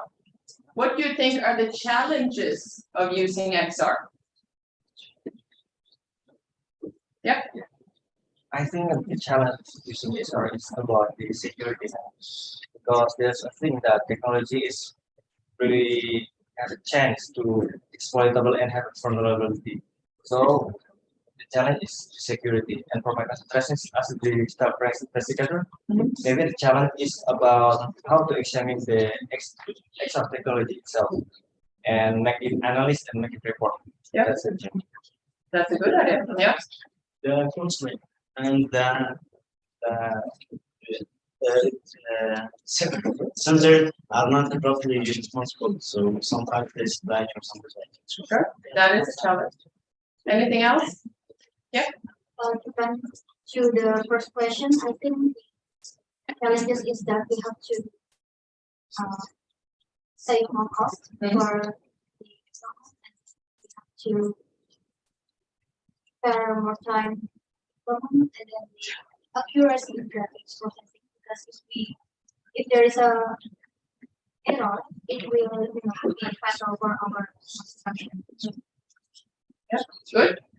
Any other challenges? Yes. Well, I think the biggest challenge is how to convince people to use it. Because most people, it's hard to convince people that's because people don't like to use new things. First, you have to know that Like change. they don't like to change. They like to stay as they are. Yeah. First, to convince them that. Yeah, I think that's it. That's a fair point. Yeah.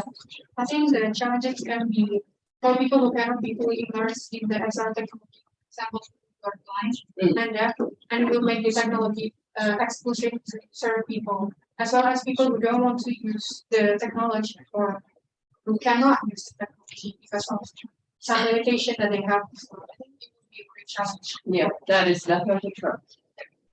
Any others on this question before we move on? I see you're doing good. Okay. When do you think XR would be appropriate to use in an organization? Yes. Will be appropriate in an organization when it requires immersive and interactive experiences, or when traditional methods of training, design, or marketing do not suffice, the textile technology can be beneficial. Okay, so when would that be? When it requires immersive and interactive experiences. Yeah, when would that be a requirement?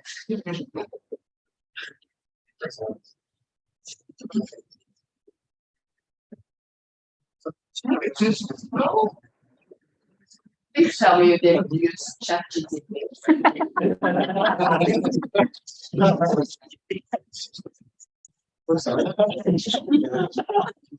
So when would it be a requirement to be immersive?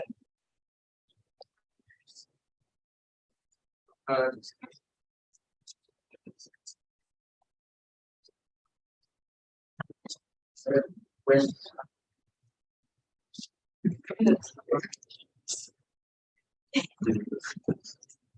Okay, I'm gonna let that go.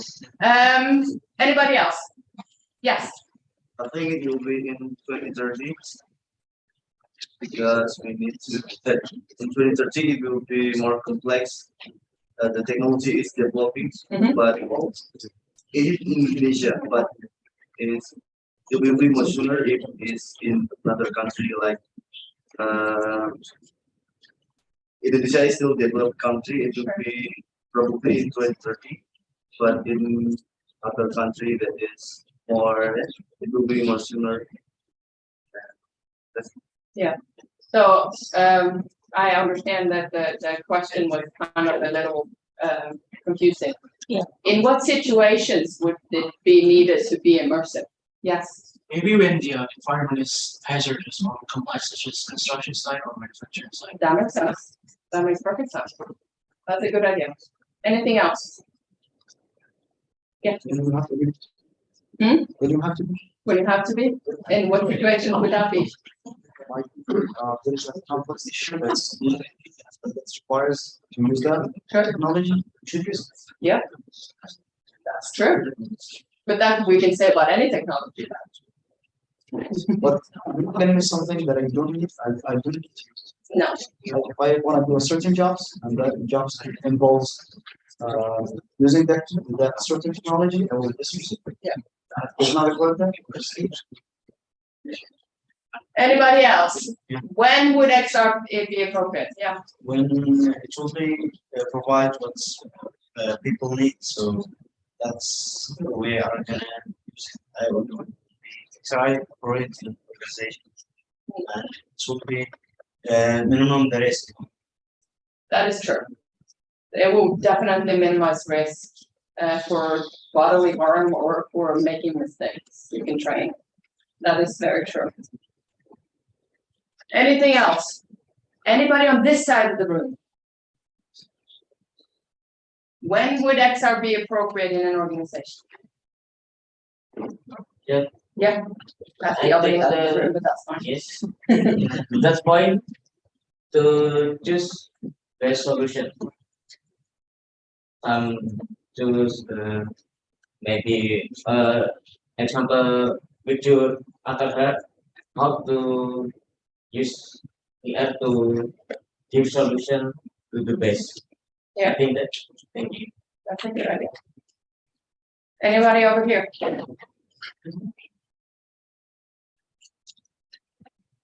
Yeah. What do you mean by organization? Any kind of organization. It could be a bank, it could be a insurance company, it could be a engineering company, it could be any kind of industry.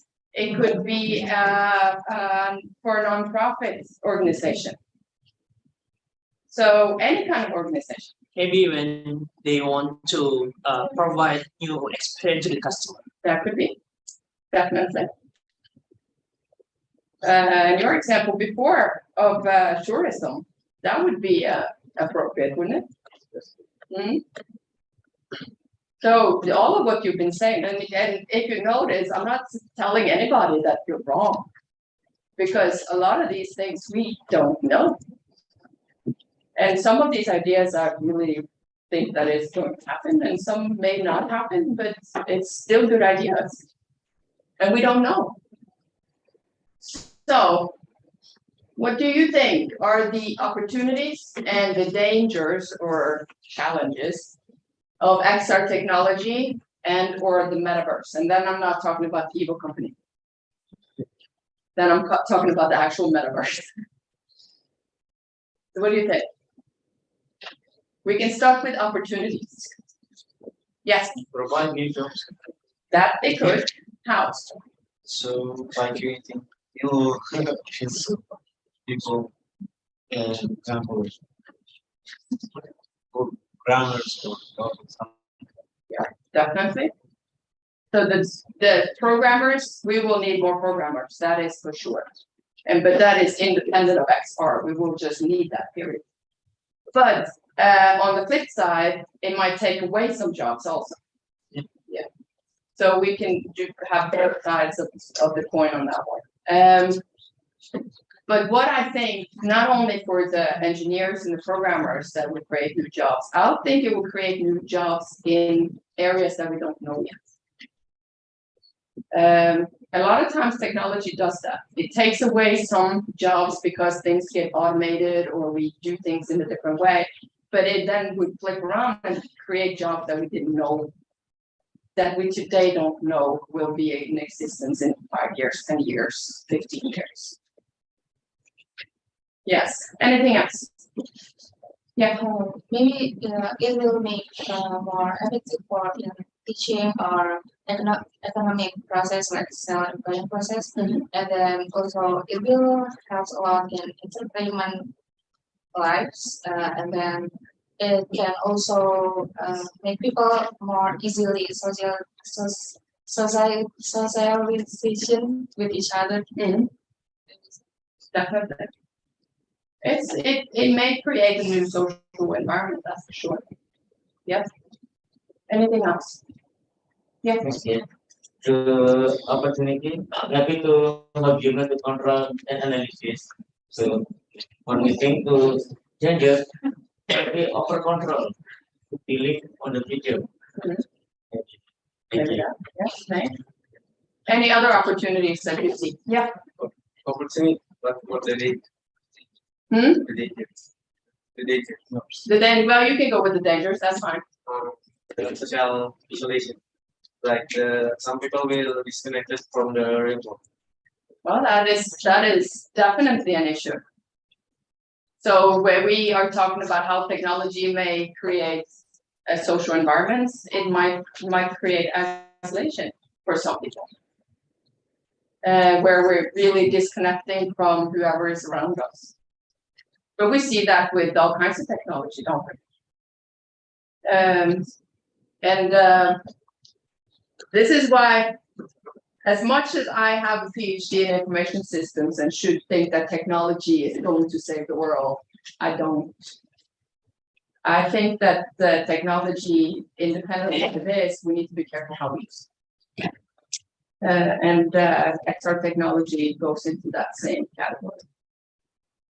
Anything else? Yeah. We still don't know yet how long use of like maybe we know about ice train, motion sickness, but we still don't know the long-term impact. Maybe it could do something to our mental health. That is very true. We don't know that yet. So, and we won't for another few years. Yeah? Also, it would become addictive. For some, definitely. My nephew, you all know about Minecraft. He's 5. He knows Minecraft. He tells me, Samkal, you need this on your phone, and you need it on your no,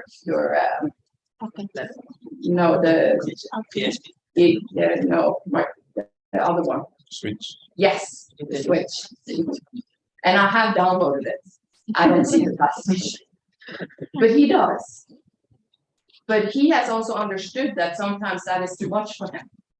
So he asks, or he tells his mom, my younger sister, that he needs time off from Minecraft, from playing Minecraft. He's 5. So it gets addictive for some people. And he gets so far into it and he thinks about it, talks about it, and he drinks about it. And the first thing he talks about in the morning, maybe I can do this, maybe I can do that. But he has at least that mechanism in him that he understands that it's enough. And some people don't have that. So, but that's independent of what it is. So XR would probably have the same issue. How it will create us to move differently, and we're not supposed to sit as much as we do. People pick on me because I can't sit in a chair like normal people. Because I've learned the best sitting position is your next sitting position. So we need to move around when we sit, right? But we need to move, we need to go out, and we need to use our bodies. But we don't know how XR technology is going to affect us in the long run. And you're right about that. Anything else? Yeah. If we got to use the XR for a long time and then suddenly the XR maybe will disappear or technologies cannot be used again, maybe it will make people, it's hard to get back to the reality life or the natural life because they are already use the XR all the time. Yeah. And that could be an issue. But we don't know this. This is part of what we don't know yet. And now that this technology is coming into our private homes, we will know that more all the time. Technology has been put into school. I don't know how it is in elementary school here, but in Norway, they are either given a tablet of some sort, or they're given a computer. It could be a Chromebook or anything else from first grade, which means that they're learning to type before they learn to write. Yeah. And there are some issues about these things. We also know that reading on paper, we learn more from reading on paper than from reading on screen. That's true. So there are some things that we need to take into consideration when we give this technology especially to them. Although, and I don't know, maybe Rigmor will talk about that afterwards. We also know that our eyes will not be ruined by using this technology, because that we have tested. So there are things that we need to think about, and there are drawbacks, of course, like anything else. But all in all, we need to, as much as this technology, and we see that in the predictions of the market, it will grow and we will see it more often. I don't think personally that it's the VR that will take over. I think it's AR that we will use more because it's easier. It's not easier to program, but it's easier to get people to use. Yeah. Okay. Anything else you want to talk about for these things here? Yes. Well, I would say that there might be countless opportunities, but I will speak about the dangers, especially because there might be a physical danger, which is when you're using the headset, your neck might break, and it's hurt. Yeah, you'll have some pain. Yeah, for sure, that's for sure. And also, you might when you are using the headset, you cannot see what's going on outside. You might fall down. You might break something. And there might be some other dangers. We cannot speak now because we have not seen it yet. In the future, when we see it in implementation in use, we can speak about that more. Yeah, without a doubt. But the reason why I'm bringing it up now, even though we don't know the answer, is that especially for you guys that is potentially going to program these things, you need to think about these things while you're doing it and creating this technology. And then people like me is going to think about how we're going to use it. But you guys also have to do that. But that applies to any kind of technology that you develop. You need to have an idea of what is going to be used for and how.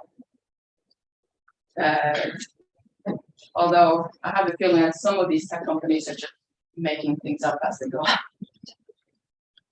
Anything else you want to say about any of these questions that we haven't talked about? I think you did good. I'm quite impressed. Are you? Yes, Yeah? absolutely. Oh, good. Okay. How many are doing the course? That is doing the exam.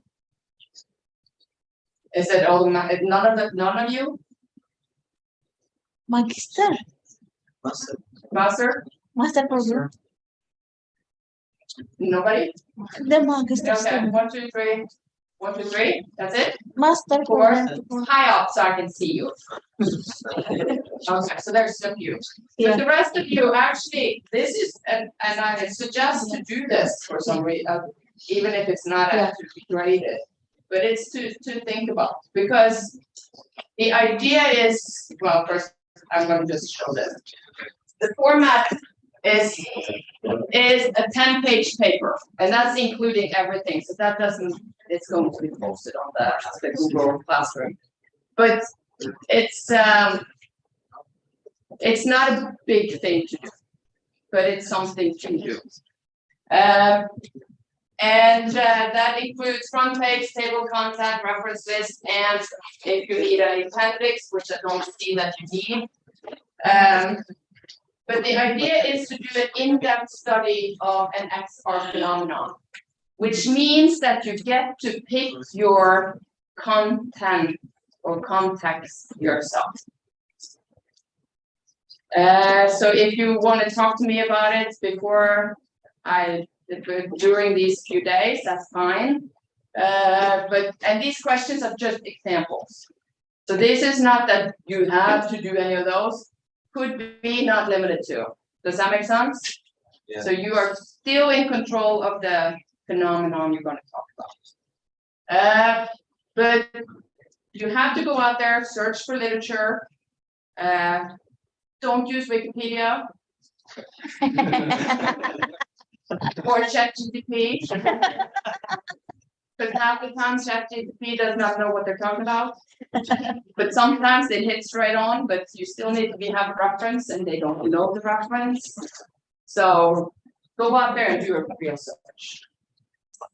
But it could be about ethics that Rose is going to talk about tomorrow. Learning that Lynn is going to talk about on Wednesday. It could be about innovations. We have not been through that, but there could be innovations that you could think about that would be interesting. Human factors, use of XR in healthcare, and privacy that some have already brought up, that privacy might be an issue. And do it as somewhat of a lit review. And I understand in a month you can do extended structured lit review, and for some that is way out anyway. But it's just to actually go in depth into a topic within this topic that you find interesting. And this is going to be evaluated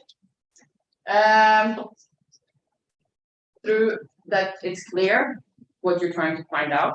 So I need a clear research question. It needs to have a presentation analysis where you actually present how you found the literature.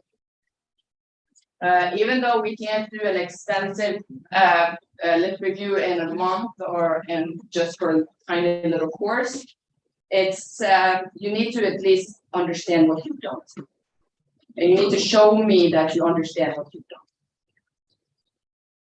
done. Present the method, collection and data analysis. Findings are not just presented, but also discussed. So there needs to be a discussion. It needs to be consistent and thoroughly done. And seriously use references. Any statement need a reference. And if you're not sure if it's a statement, most likely it is. So anything that is not common knowledge needs a reference. A common knowledge is the sky is blue. Everybody knows the sky is blue.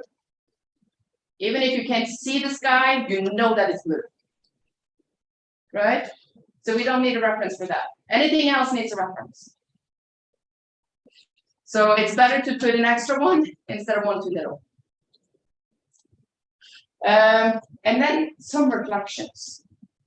Eventually you get to have an opinion.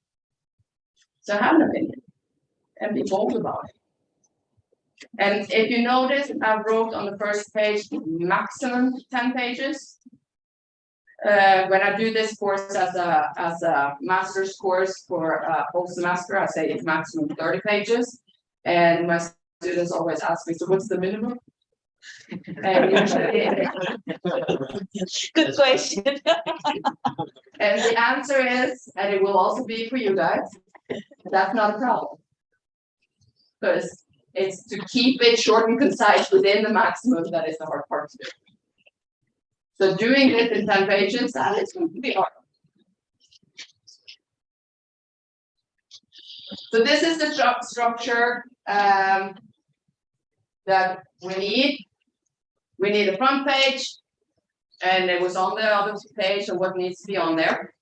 Abstract, table of content, which means that there's like 2 pages gone already. Introduction, results of your literature, including references. You need that in your introduction also, but you need references all the way here. Discussion, conclusion, and then the references. These sections needs to be in the middle.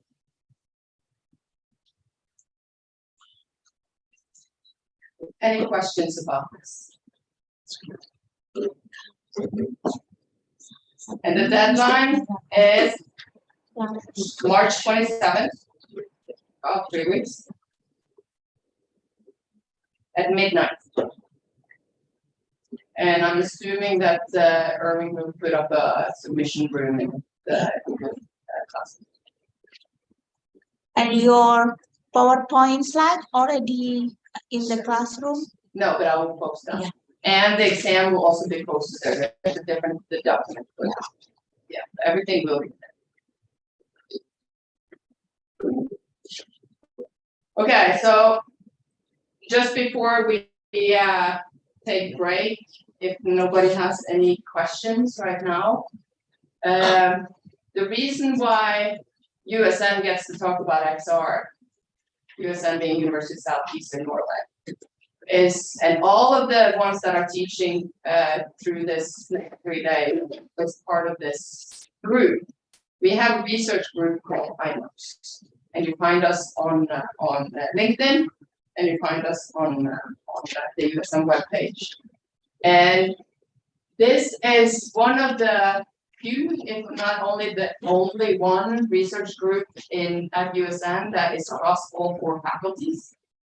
So we have researchers, being professors, associate professors, PhD candidates, that are working on different parts of this, from education, from maritime, from business, and from vision. So it's a great effort, and it's something that USN is spending a lot of money on. So this is why we get to talk about it. We're doing a lot of research on it, and we have huge EU projects going, including in this. So there's something happening, and EU is definitely putting money into this kind of research. So it's happening. We're not getting rid of it. Yes. Any questions before we take lunch break?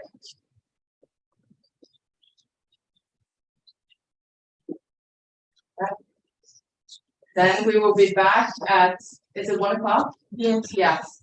But those that are teaching after break, Rigmor and Alain, they are sitting in an airport to do this. Well, from what I understand, they're sitting in an airport ready to teach this course before they leave the country, before they leave Norway. So that means that they will start on time. Yeah.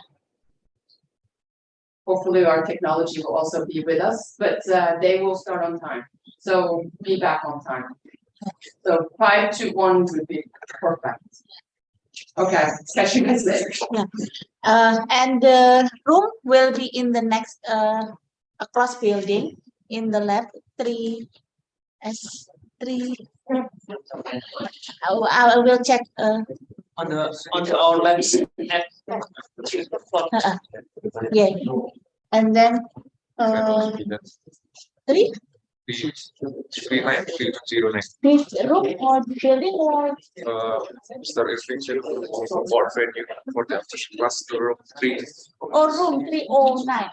So this building there. Yes. Yeah, 309. Yes, and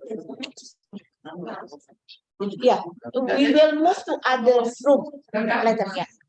Okay. Yeah, good. Then you're good. See you guys after. Yeah. Excuse me, I will check list the IP student. Muhammad Aswin Jalu. Okay. Helga Parama. Okay. Muhammad Farhan. Okay. Ganendra Raditya.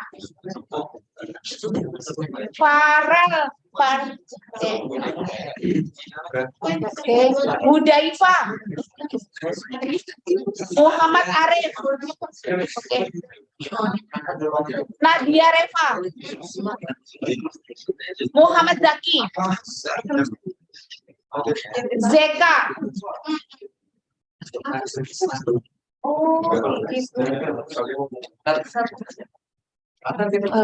Naufal.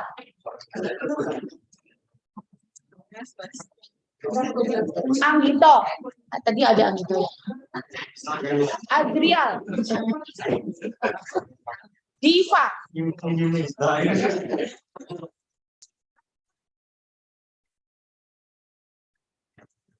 Ibnu Wardana. Oke. Jihan. Muhammad Syafiq. Al-Fikri Sitorus. Sarah ada ya, Sarah ya.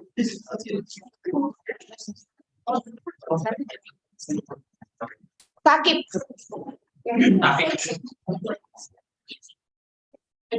Krisna Maulana.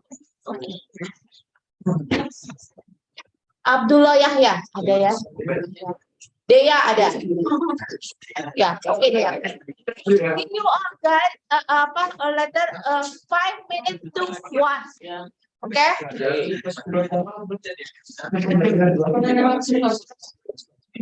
Ya.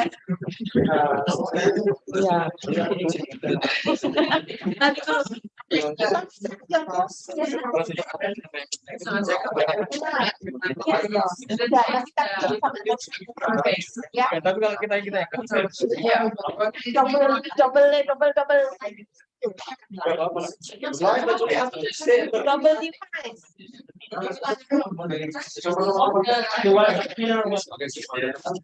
Saya ke sebelah. Ya.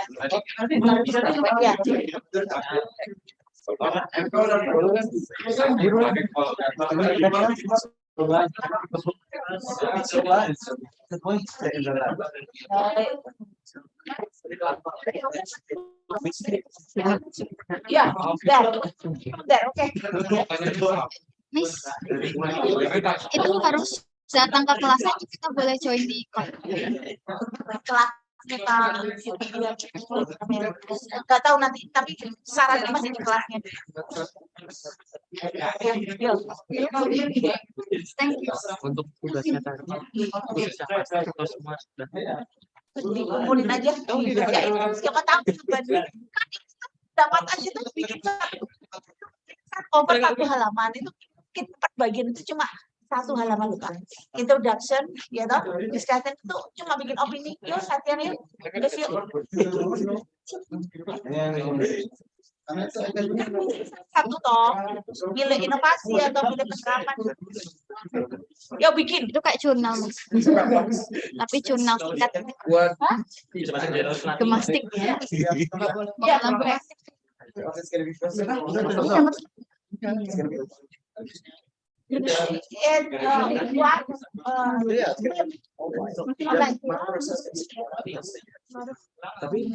Online, but we will in the 309, the room 309. Okay, see you there ya. Going home sini aja. Sini nggak putus-putus. Mudah-mudahan BSI-nya. 309 ya. Silakan Bapak Adi. Ya. Oke. Oh, anak mati. Oh iya sih. Enggak ini.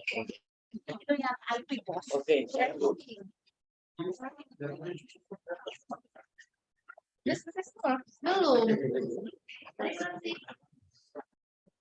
Kalau bisa dipindahin langsung dari dia. Oh iya, yang dulu sih angkat kayak ini ya. Kalau